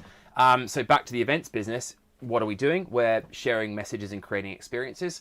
Do people have to travel for that? Sometimes, yes. You know, you're not going to go to Glastonbury digitally. People have tried, it's not great. But other types of events you can experience remotely. If you're doing a content delivery piece, say a conference, it is viable to actually attend the event digitally and not go there in the first place. So there's lots of opportunities around fulfilling our real cause and our mission without being so damaging to our planet. And do you think people really get on board with that now in terms of what they've got to do next, in terms of making their lives easier but still ticking some environmental boxes at the same time? Yes and no. There's a massive spectrum. I mean, I've got some clients, I won't mention names, who the idea that they banned single-use plastic bottles at their conference that's held on the other side of the planet is a massive win and a huge PR piece for them, which I just find bizarre. And then other people who are fundamentally turning their back on the way that they live completely. So there's a huge spectrum right now. But I think what's going to happen in business more broadly is that everyone is going to have to really engage in an honest, authentic way about the impact they're having and find better ways of doing things. Do you think we're just playing catch up now because we should have been having these conversations decades ago? It's worse than catch up. You know, the climate issues and our environmental issue is indisputably beyond serious. We know that we can't fix it. We know that. And we know that now we're dealing with the fallout. There is absolute scientific consensus on that fact. So we're already in the collapse. Yeah, it's pretty horrific, isn't it? And I think that whatever we do will never be enough now, will it? It won't. I mean, the biggest thing that jumps out to me is climate stuff. You know, it's very technical, very complicated. One thing you can't deny is the number of species that have become extinct. Yeah? We're not getting them back. We can't fix that. So that saddens me. But again, I'm conflicted as a person who loves the way that we get to live in the West and the things we get to do. It's hard, isn't it? You know? Yeah, very much so, yeah. I like eating nice food, but I also don't want there to be pesticides that kill all the bees, you know? Sure, yeah. I mean, several interesting subjects that have come up. Dear, we covered some ground there, didn't we? Yeah, absolutely. Oh boy, I didn't expect it to go in that direction, but no. So we've gone from, the 727 turning up in his car park, and we're now talking about climate change. Not an area of my speciality, I have to say. So, although I was going to say, I suppose there's a strong argument for the fact that by having the 727 there, he is recycling it beautifully, shall we say? I guess we could say that. Tony Adams has suggested that I hope he didn't see your ST in the car park now. He did, and he's actually been inside it as well. Wow, okay. He went down the road to buy some food right, a few weeks okay. ago. But I think that we've got the part 2 coming up. I'm not sure whether it'll be ready for next week, but I'll certainly do my best. But okay. Again, really interesting application there, and he did hint there that there might be other aircraft in the pipeline, although I think his staff are trying to persuade him not to or dissuade him from doing that, because it ends up looking like some sort of wrecking car park. I love it. I just think, as you say, that's the ultimate in recycling for me. I just love, I love that. I love his passion and his enthusiasm, and regardless of whether you agree with the subject matter or anything like that, I love anything like that where somebody's talking passionately about something they believe in. And Johnny is just, you can tell, can't you? The sort of fella he is. He's just full of enthusiasm for anything he wants to talk about. Absolutely. And which is why, it was so nice for him to talk to us the other week. So, part 2 coming up soon, when I can get round to finish editing. Absolutely. Yeah. Busy few days for you ahead by the sound of it, Nev. So it may not be this week coming. Yeah. So we've got another guest interview as well to play out. This time it's from a chap called Mark Loper. Now, Mark's an aviation photographer that does air-to-air and air-to-ground and event photography. Well, Armando met Mark whilst he was at the Reno Air Race, and Mark was very kind enough to speak to us about his business. All right, guys. I'm here with Mark E. Loper. We just had a good talk about this. Now, I met Mark at the Reno Air Race. So this is a Reno connection. This is the first of our interviews from Reno in 2021. We were just happy to be back there, weren't we, Mark? Oh my gosh, it was just nice to be out in an outdoor environment again. Having an air show. At an air show. And that is one of the things we've been talking about on the show this whole year is when will we get back to going to air shows? And I got to admit, it felt really nice, didn't it? It did. It was nice. It felt normal again. Yep. And here, since Mark is our first interview for the Reno series, we'll say it was a success. The week started a little bit rough operational wise because I think it was I don't know. You feel free to jump in, but I think having the 18 months off from Reno from the previous year, really a lot of corporate knowledge and just we got rusty just like anything else in aviation, didn't we? Yes. There was a little bit of turnover on the high management side too. Our CEO has been there for now 4 races because you can't count 4 years because there was a year off. But there's some others just below him and some switchovers. And there's a little bit of growing pains that they've had this year. It seems like some operations and things got a little lost, but I think by the end of the week, we got back on track. Yeah, I'll agree with that. And by the end of the week, the important days were Friday, Saturday, Sunday. And as we looked up into the stands, we saw them full and the pits were full and there were a lot of people. And by all accounts, I think it was a success from a financial standpoint, which we had Bob Mills on the show a couple months ago now. And it was imperative that this year was a success for the Reno Air Races. But by all accounts, I think it was a success, and we'll probably see each other in 2022, I hope, right? I hope so too, yes. Obviously, there were no incidents, no accidents, and Mayday's recovered cleanly. That's what Fred Telling, our CEO, always wishes for, and I think we succeeded with that, and we'll live to see another year as long as the attendance numbers were high enough. Yeah, I agree with that. So, Mark, so we met at an airport. We met at the Reno Air Races. Tell us a little bit about yourself. How did you get involved in aviation? Oh, wow. Well, I guess I can go back to when my mother was taking flying lessons when I was 6 years old. So that's where I started getting involved with aviation. And when my mom was learning how to fly, she would have friends that she would fly with when she got her license, and they would drag us around Southern California to air shows. So I would go to the Porterville Air Show when I was like 7 or 8 years old. She was single at the time, but she flew her cross-country trip up Northern California, got into San Jose to try to find out where she wanted to go next because there were some weather issues in different parts of California. She met a guy in the pilot lounge of San Jose, and he says, well, I manage Lake Tahoe Aviation. Why don't you come up here? It's beautiful. And so they kind of caravan, not really, well, he was in a faster airplane than she was, but she flew up to Lake Tahoe. They started dating, and a few years later, they got married. He was a pilot. He managed Lake Tahoe Aviation after he had gotten out of the Air Force flying C-130s. He had just, at that time too, gotten a corporate job flying DC-9s for a Saudi Arabian sheikh. And then he was offered a larger position to go to a 727 and be captain of a 727. And we all moved where the sheikh lived up in London, England. So from there, I moved to London, England. I got a lot of time in different aircraft flying around while my mom was learning to fly, and then going to air shows. And then when I got on 727, I got a lot of cockpit time in the 727.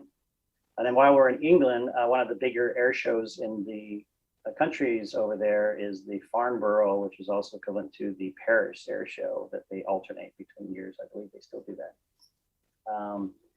So I had even gone to the Farnborough Air Show where the Harrier was debuted and the Airbus aircraft was debuted.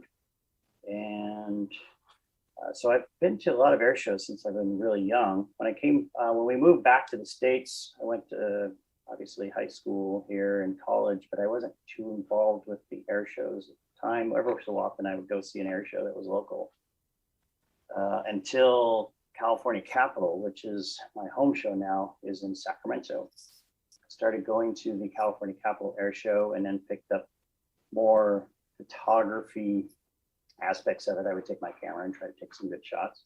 So making this long story a little bit longer, I now am the lead photographer of the team of photographers at the California Capital Air Show since about 2010 now.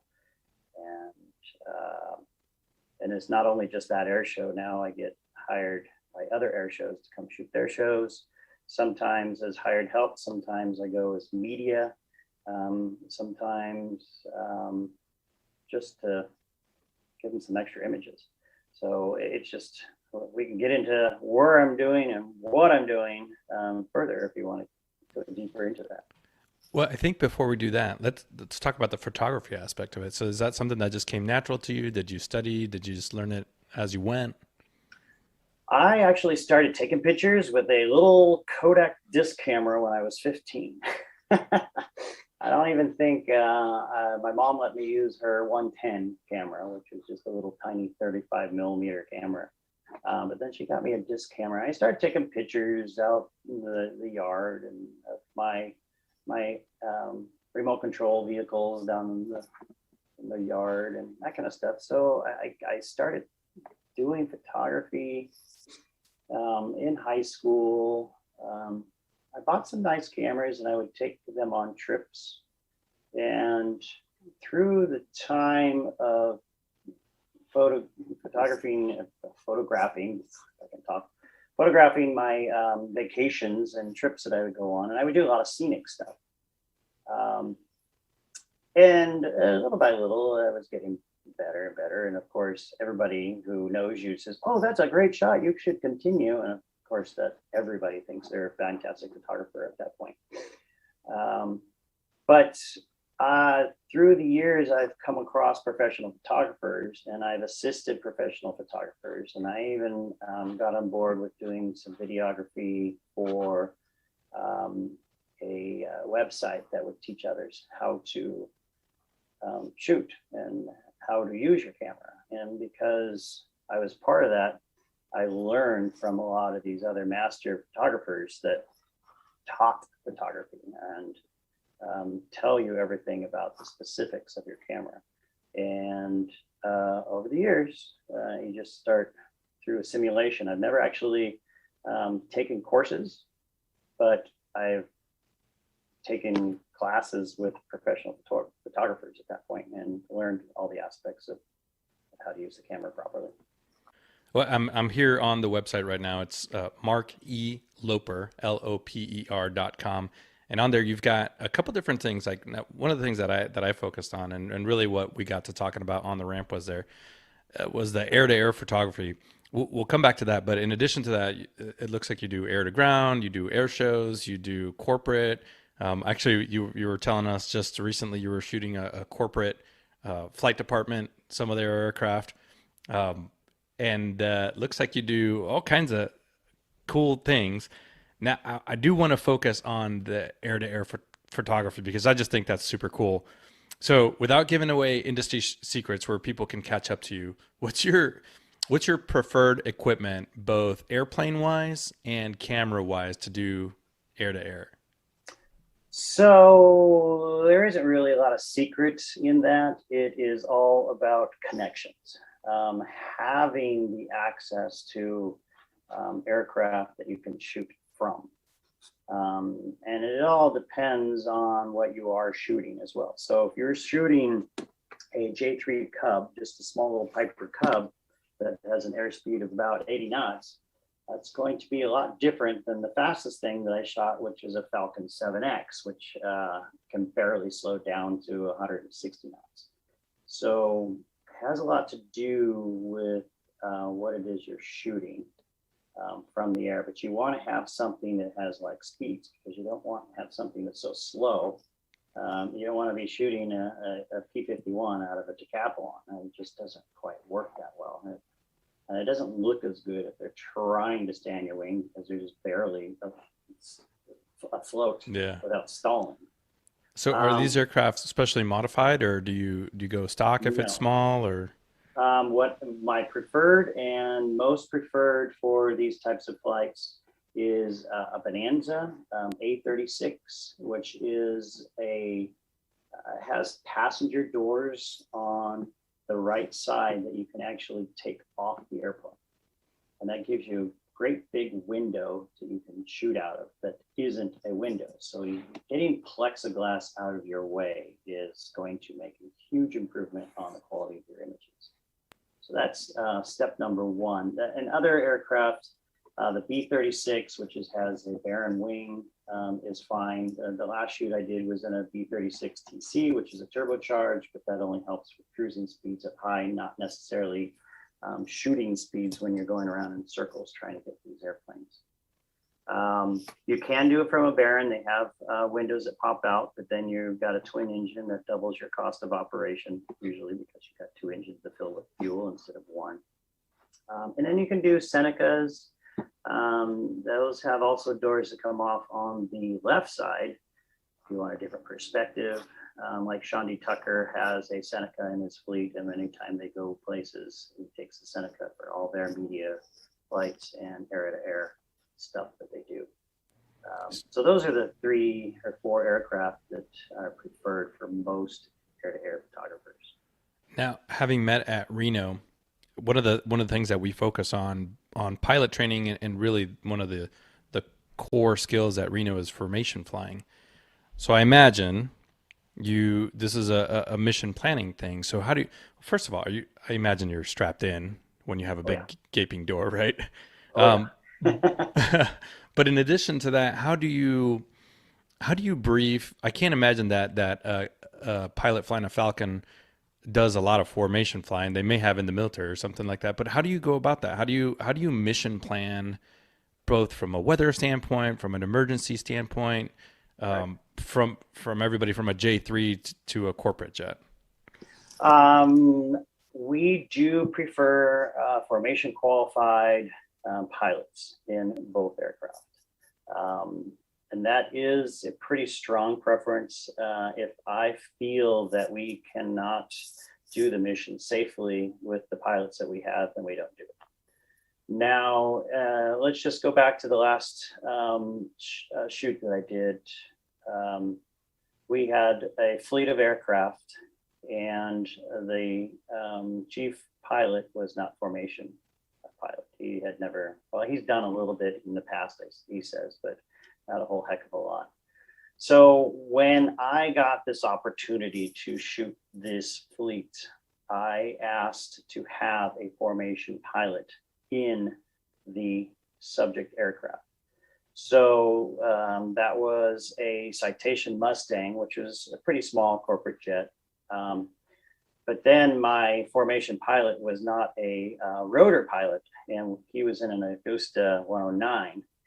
And so what he does is he goes in with the actual pilot and coaches them, guides them. Okay, I need you to do this or do that or move out, or just as a comfort level of where you should be placed next to an aircraft and how you should handle emergencies, especially. I also have a formation trained pilot that's flying my Bonanza, per se, whatever it is that I'm in. And then I get a safety pilot also that sits right seat, and he helps with the communication between me and both pilots. So if I have a request, once we're in the air and we're starting to shoot, I try to run the show. I run the show, basically telling everybody where I want them, if I need them higher, lower, forward, back what movements I want them to do. Sometimes I have a little switch that I try to push to talk, but it didn't work on this last airplane. So I have to relay all my messages to my safety pilot, and my safety pilot relays them back to the other aircraft. And then, of course, I have my corporate pilot in the right seat, if not flying the jet, at least coaching the pilot in what we're supposed to be doing and how to handle emergency. So if there is an emergency situation, my corporate pilot can get us out from the subject aircraft, and my pilot that's piloting my Bonanza will know how to handle it as well. So we do brief every flight, every time before we go on a flight, exactly what we're going to do, where we're going to go. Obviously, at that point, we check weather to make sure that where we're going is going to be nice enough. The last shoot was quite intense because we had 3 aircraft that we needed to do in 2 days. And so we briefed, and it was going to be in 2 different shooting locations. So we had to brief times that we were taking off, because I'm in a slower airplane than my subject airplane. So we would have to coordinate our TOT, which is a time over target. And we would have to fly a distance, land, take the doors off, get back in the air during our TOT, meet up with the aircraft, do our whole shoot, and then tell them to return to base, and then we land and put our doors back on and we fly back home. So, and that was a huge coordination effort. And all of this from an artistic standpoint, you're also trying to balance light and backdrops and all this in addition to just flying weather, right? Correct. Well, fortunately for us, the time that we wanted to do this, the weather was perfect. And this was actually 2 days prior to Christmas. So we did it this last Christmas, December of 2020. And the base was in Scottsdale, where the aircraft were. The shooting locations were Sedona, far up north, and even farther up north was Monument Valley. So we did 2 trips to Monument Valley, 1 trip to Sedona. And yes, we did late evening on 2 of them and an early morning on 1 of them. So our time over the target was late evening prior to sunset. So kind of in that golden hour, or just a little bit prior to, just because I wanted to have some extra time in case we didn't get the shots we needed. So I was a little early on both of those, but the lighting still was spectacular. Well, and also those tend to be the calm wind time. So how do you deal with turbulence, if there is any, or do you just cancel if there's a lot of turbulence, or do you just deal with it? We just deal with it. In fact, there was a little bit of wind up in Monument Valley on our first shoot, the first day, and we were bouncing around quite a bit in the photo airplane, and my corporate pilot looked over and says, "Oh my God, you bounced so much. I thought you were going to bounce out." But fortunately for me, not only am I strapped in by a seatbelt, but I also have a harness that I connect up. So if I need to move around, I can unbuckle the seatbelt and move around a little bit in the cabin area. But I try to keep that harness pretty short so I don't get more than an ankle out the door before I'm tethered back into the airplane. So that's the last thing you want, is to fall out of an airplane while you're shooting. But it does get bouncy. You got to make sure your gear and your head don't hit the ceiling. And image stabilization on lenses helps quite a bit. Yeah, I was wondering about that. It's hard enough to shoot out of a moving anything, but a moving airplane. Yeah, but you know what? Honestly, it is easier than you think. So once you're up in the airplane and you're shooting outside at another airplane, you guys are matching speeds.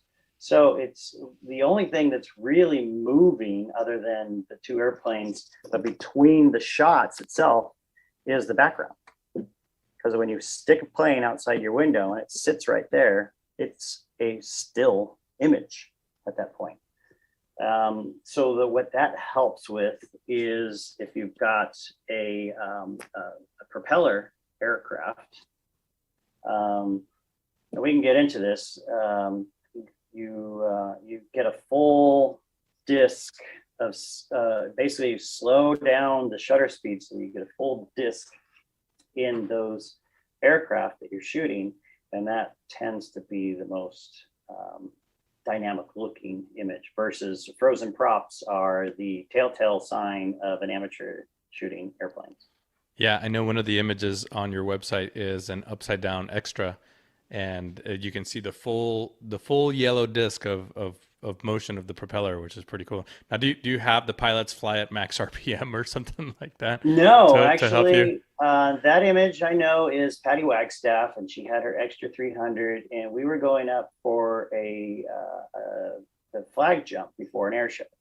So we were actually in, I believe, Cessna 206, and that is where our flag jumpers, so we had skydivers in that airplane, and so they're ready to go up. We were going up to like 10,000 feet or something. And what happens at air shows typically is when the flag jumpers jump out of the airplane, then there's an aerobatic pilot that circles around them with smoke to try to give it a little added fun to look at as people are skydiving out of airplanes. So every time, especially at California Capitol, and I see it at most air shows too, but every time the jumpers go up, I like to go with them because I get some air-to-air time with an open door with our aerobatic pilots. So that's Patty Wagstaff, and she did what she wanted to do because she saw that I was in there taking photos, and all she was doing was just formation, flying on our wings as we get to elevation before the jumpers jump out. But in the meantime, while we're going up, she's doing all kinds of different things, flying sideways with smoke on, and then inverted. And with her engine type, her propellers, that she has a 3-bladed prop, you don't have to shut or slow down your shutter as much. In fact, it was, I'll give some tips here. When you're up with an extra or an aerobatic pilot, like that sort of stuff, in order to get a full circle without getting blurry photos, set your time, your shutter speed to 125, and that'll give you a full circle in these aerobatic planes most of the time when they're up flying next to you, because they're not full throttle, they're not necessarily full RPM. But that is the right number mixture to getting the full arc. Yeah. Now, as the resident military guy on the show, I see a couple pictures on here. Now you're inside of a tanker, passing gas to a KC-10. Yes. How did you swing that? Ever so often, I get to go on some sorties. The local Air Force base here, there's actually 2 of them, but one of them is Travis, and they do a lot of the heavy lifting type of things. They have C5s and C17s based there, but while they're also there, they have the KC-10 refuelers. And through California Capitol, because I work with that air show year round, every so often there's opportunities that come up. And our executive director asked the wing commander over there if we can get a media flight for some of the Travis stuff that we can help promote, because we actually partner with Travis and with Deal, which is the other Air Force base north of us. We partner with them to do air shows, and they bring over their stuff. They fly it through on a parade. We call it a heavy parade. They also put it on the ground for statics for people to walk through. But anyways, this one year, I think that was 2012 or 13 or something of the sort, they invited me and some other media members to go on a mission or a sortie, which is, they call it swapping spit. So that it's 2 KC-10s that go out. We go out over the ocean, Northern California, and we will give gas to the other one, and then we'll receive it back later in the flight. So I've had the advantage of going up and sitting in the boom operator. The boom operator is the guy who's in the back with the hose down to the second aircraft. And we plug it in and let them receive some fuel. And then I can see out that window, I can take pictures out that window while they're doing that. And then I also had the opportunity that when we're receiving from the other aircraft, that they stick me in the jump seat of the cockpit, and I can take photos from that angle too. So I got some great shots from both sides, one going out the tail end and then coming out the nose end. What did you think about those two very large airplanes being that close together? It doesn't scare me at all.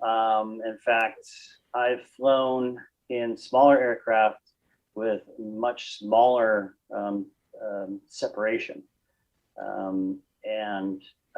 Sometimes it's crazy where it kind of shocks you once in a while when you've got some professionals that know how to form up really quick.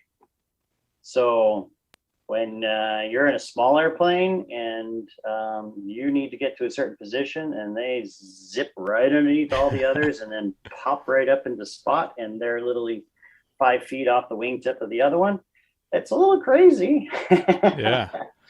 But I trust and I know that these pilots have been doing it a very long time. And I know that they know their emergency procedures in case something happens. In fact, I've been in a back seat of a T6 where we've actually lost a window. And fortunately, my hand was not out the window at the time because it went zipping right past me. But we had to return to base because of that. It's not something you want. If there's something that happens to the airplane, you just stop what you're doing. You got to go back. Yeah, and certainly. take care of that later. So yeah, I've had a few instances that might be a little hairy, but or something that raises the eyebrows when it happens. But I'm with a bunch of professionals. I wouldn't fly with anybody else. Well, I know we mutually know some of the best formation pilots in the world. Well, they're most pretty of them impressive right there at Reno. Yeah.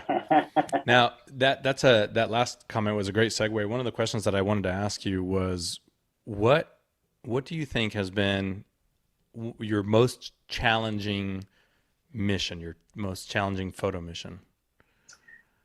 Well, my last one was the most challenging because I had to coordinate everything. I had to find a photo aircraft with a qualified pilot.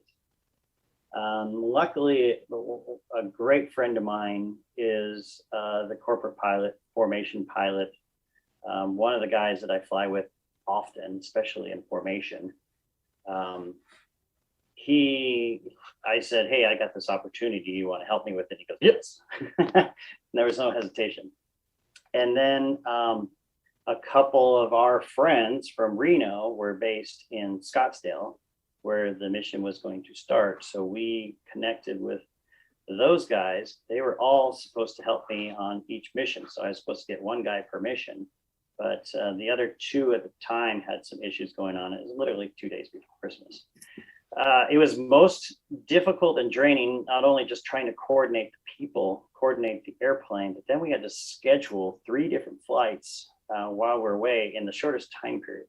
So I had to schedule everything down to a T of when we brief, when we take off, where we're landing, where we're going, what we're doing, what I'm going to shoot, what the background's going to be. It was literally a month of planning, which is actually very quick because they called me, I think, in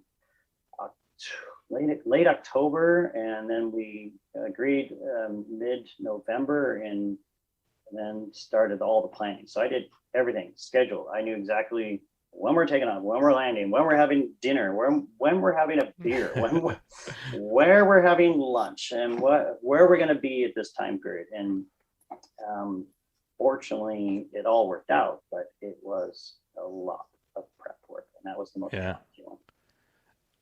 What sounds like this may be the same answer. My follow-up question is going to be, what's been your most rewarding mission?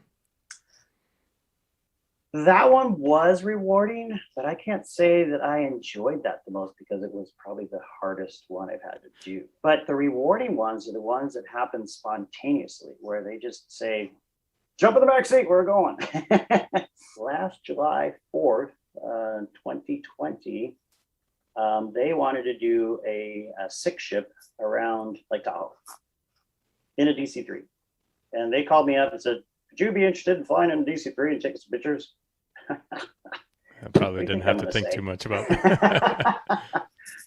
So that one probably was the most rewarding, spine-tingling, memorable flights I've done in recent time. Yeah, and in that case, the D-Day Squadron, they had international press as they were going over there for the celebrations. Correct. And they came back. So, and I think this was just prior to, or I think it was after. I think it was after, because I think they went back to Normandy in 2019.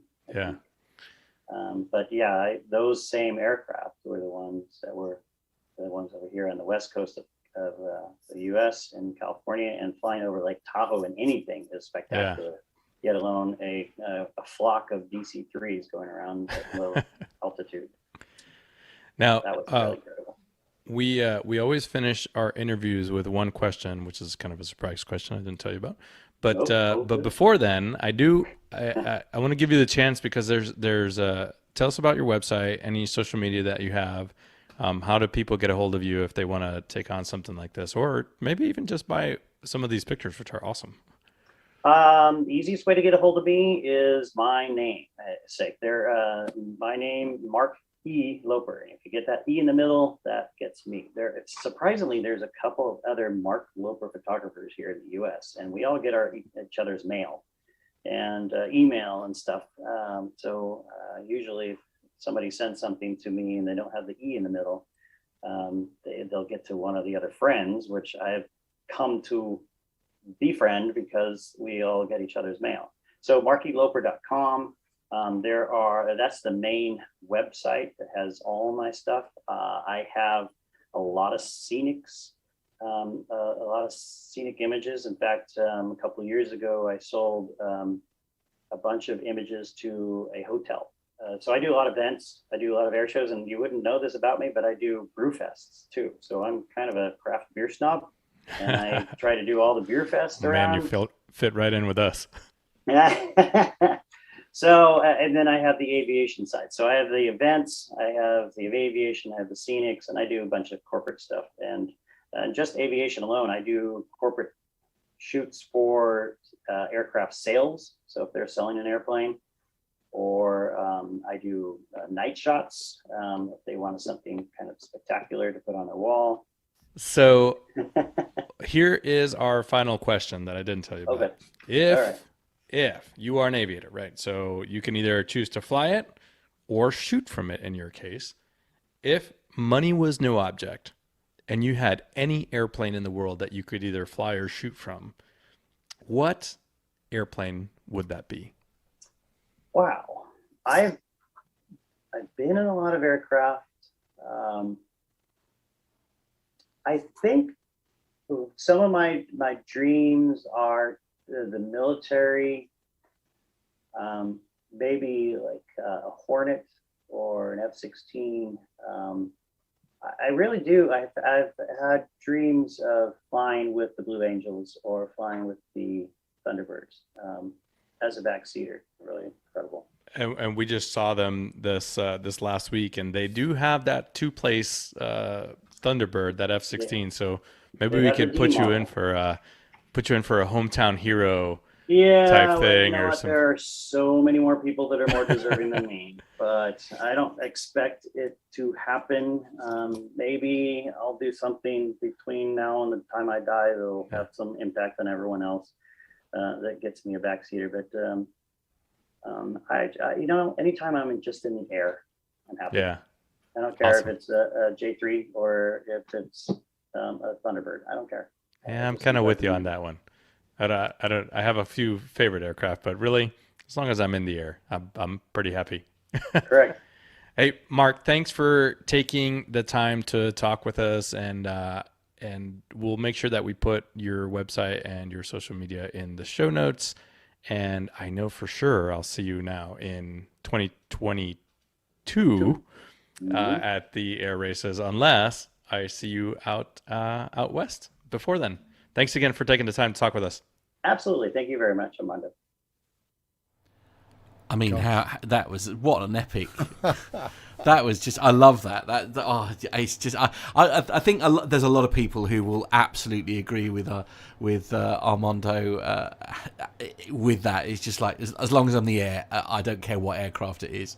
I'm surprised that hasn't been our answer more when that question's been asked. Isn't it? Yes. Yeah. But what an interesting job to do as well. As a photographer, absolutely phenomenal stuff. So, I'm actually quite glad thinking about it. We played out in one hit actually because it was a really, really compelling. Absolutely great photos as well. Great photos. Now, obviously, never mind what aircraft is best for you to do stuff. From an AV point of view, and I mean obviously audio visual point of view, what aircraft do you reckon would be best for using to take photographs and videos and stuff? I guess it depends on what you're filming, isn't it, as to how fast it's moving and stuff. But like if you were at an air show, what aircraft would be best? Do you know? I don't know. That's a very interesting question, which I have no immediate answer for. But of course, the nice thing about all aircraft, or most aircraft at least, is that they've almost got this. They are perfect for the 16:9 ratio. True. A bit like the automotive sector in terms of how they look. Yeah. And they look so much better than on a 4x3 Agreed. kind of screen. Yeah. So I don't know the answer to that, but I'm sure our photography chums in the chat room and others will advise me. We'll say, as Captain Cruise is saying, as long as I'm in the air, it's he's saying, as long as I'm in the air, it's like the colour of your car being totally irrelevant because you can't see it when you're in it. Very good point. That's not true in Nev's case because there's a lot of yellow. You can see some orange bits. Yeah. Indeed. Anyway, should we crack on with the next thing? Yes, absolutely. We've got one more bit to share with you. We have, and this is part 3 of Nik Codling's interview with Wasabi test pilot Elliot Seguin. Now, after the last part, we left the conversation discussing the benefits of electric power plants versus conventional combustion engines. Here, Elliot talks about the fantastic simplicity of electric aircraft.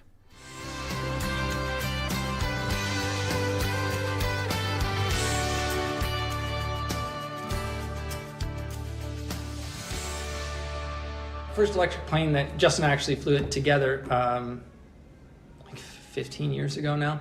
First one that we ever flew. That was what blew me away about it in general, was just how much simpler it is to operate, right? It reminds me of the old joke when the jets came out that all the jet pilots were walking around saying, it's real complicated. You probably won't be able to figure it out. But fundamentally, it was like way simpler because like you didn't have to turn the supercharger on and off and change it from de-rich to full rich or propeller setting or throttle setting and don't overboost it and blah, blah, blah. You just say more. Less. And that's the way the electric is, right? When Justin and I started out, we were flying, first electric planes that we were flying were powered by RC car batteries. And as a result, understanding your energy state was always an issue. So not to go into too much detail, but fundamentally you would set power and then check voltage. So if you didn't know what power setting you were at, you didn't know how much battery you had left, if that makes any sense. Yeah.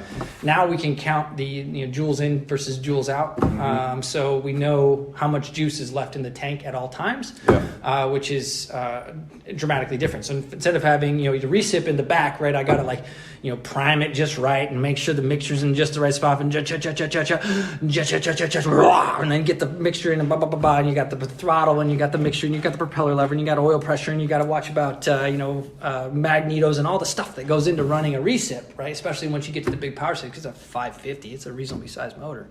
And then in the front, I just got like a little black lever. I go, more, less. That still blows my mind. I mean, as I said to you, I'm kind of beginning my student pilot journey, and one of the things I've been reading about is setting the mixture. Yeah. And I drive a car with fuel injection. I ride a motorbike that's got fuel injection. And you haven't adjusted a carburetor in a few days. It's been a little while. I've actually, I mean, I've got an old bike in the garage actually that runs on carbs, but it's an old Ducati Monster. Really? What year? 96. That's nice. Cool. It makes a good sound. Yeah. What's the displacement? It's a 600. Oh, okay.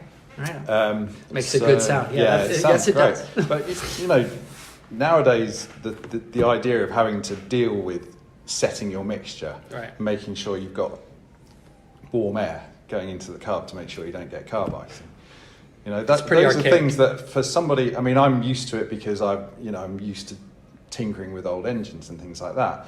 But I think is it Pipistrel have got an electric trainer aircraft? Yes. Like for me, that seems like an absolutely natural progression for electric aviation, is that it's perfectly well suited to student pilots coming in, where, you know, you want to make the whole process a lot easier and a lot more straightforward to understand. Yeah, it's very exciting. I think aerobatics, like a 6-minute air show, Yep, perfect. or a 20-minute to 30-minute flight lesson are also, just like we were talking about, short haul airliners are also sort of entry spots for electric aviation to come in. But just like this Ampere thing, right? It comes back to whether or not people, either is it cheaper than gas, or is it enough less expensive that your emotional payoff of like saving your grandbabies or whatever makes you get up in the morning is enough that you're willing to pay more to fly electric, because otherwise it doesn't work. And I think that, you know, there's a lot of fancy stuff with the cell phone in our pocket and the Tesla in our garage, but until you get out there and feel what the market's actually doing, when the rubber hits the road, when people get the money out of their pocket and pay for electric versus paying for gas, that's when we'll find out. So whether it's the Pipistrel or the Tesla or the Ampere or whatever, we have to actually test the market. And I think the trick is to not have to design a whole new airplane from scratch, so that you've invested, you know, whatever, many millions of dollars before you find out if there's any money here. If you can start with an old Cessna Skymaster and a couple motors or batteries out of a motorcycle, maybe you can figure out if this is real. So that's what the current system is at the moment. It's is it actually repurposed?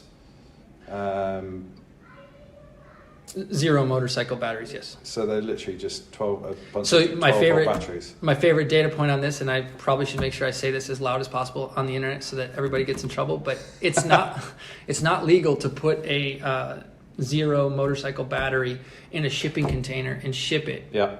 Because that's really dangerous. However, you can fill a shipping container with zero motorcycles. Right. Or with airplanes with zero motorcycle batteries in them. And fly them across the Atlantic. No, put them in the same shipping container. Right. They have to be in the airplane. Yeah. So hypothetically, we've been traveling around with a zero motorcycle in case we need another battery.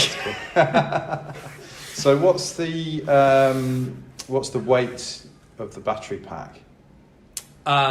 We'll say hundreds of pounds. Okay. And in terms of the electric propulsion itself, what kind of horsepower is that? We'll say on the order of 100 horsepower. Okay. And how would that compare with the standard? So that combustion engines? That airplane came with 280 horse likes, brand new. When we started flying that particular airplane, it had 180 horse in the front, 360 like, and it had a 550 Continental in the back. The like came out, and we stuck with the 550 in the back. So, I mean, do the math. Yeah. The big thing here, right, is when you go down to the car dealership, you go down to pick up your Ducati.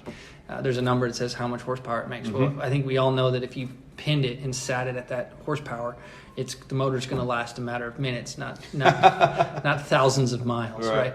And so that difference between rated horsepower and like sustained continuous horsepower is where the hybrid makes sense, right? So basically what we're doing is we're making the back motor sit at a higher power setting for longer, and then supplementing the last bit of power required with electric. And I think that by understanding that, you understand the way the system works. Yep. So I guess at this stage it's not really a kind of a pure 100% electric at this point. No, there's not 100% anything. No. It's hybrid. And that's the trick, right? I mean, if you want to go 100% electric and you want to go long haul, then it might be your grandbabies that get to see it, right? Yeah, absolutely. But if you want to get electric now and figure out if this is something that works, you need to lower your expectations. And that's what I think they're doing. Yeah. I'm not a spokesman for the company. I don't work for Ampere. I'm just a contractor. So. No, that's great. And it's obviously really interesting for us to hear your impressions of flying and learn a bit more about it.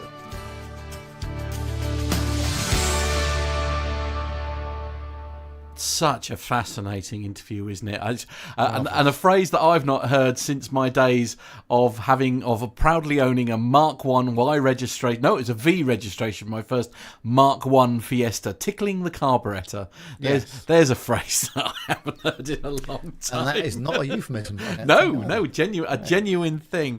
But I mean, batteries is, this. I love that quirkiness of having to carry the motorbike with the battery, because as long as it's on the it's just crazy. But isn't it, really? we're going to see a whole lot more stuff here, aren't we? In terms I of the think new so. technologies and hybrid. So brilliant. Indeed, absolutely. Yes, Captain Cruiser said 50% crew, 200% content today. Thank you. That's very kind. That's very true today. Thank you. Praise, I think. Anyway, on that bombshell, we are over time. I don't know how we're over time, Nev. I don't know. I thought we were going to be a bit under, but with just you and me in the chair. Careless chat. That's what it was. Indeed, absolutely. But let's get wrapped up, shall we? Yeah, well, that's very nice indeed. And thanks very much indeed for joining us tonight, everybody. Really appreciate it. Don't forget, if you want to contact us on Facebook, Twitter or Instagram, look for us on social media under Plane Talking UK. If you want to WhatsApp us, it's +44 757 22 +44 757 22 Email podcast@planetalkinguk.com, or the website is planetalkinguk.com. Don't forget, you can, from our website, there's an Amazon link, and that helps you with your shopping. We get a little bit of a referral fee if you would like to do your Amazon shopping via our website. And also you can become a Patreon, details of which are all on our website. I think that's about it for tonight, don't you, Matt? I think so. Say goodbye, Nev. Goodbye, Nev.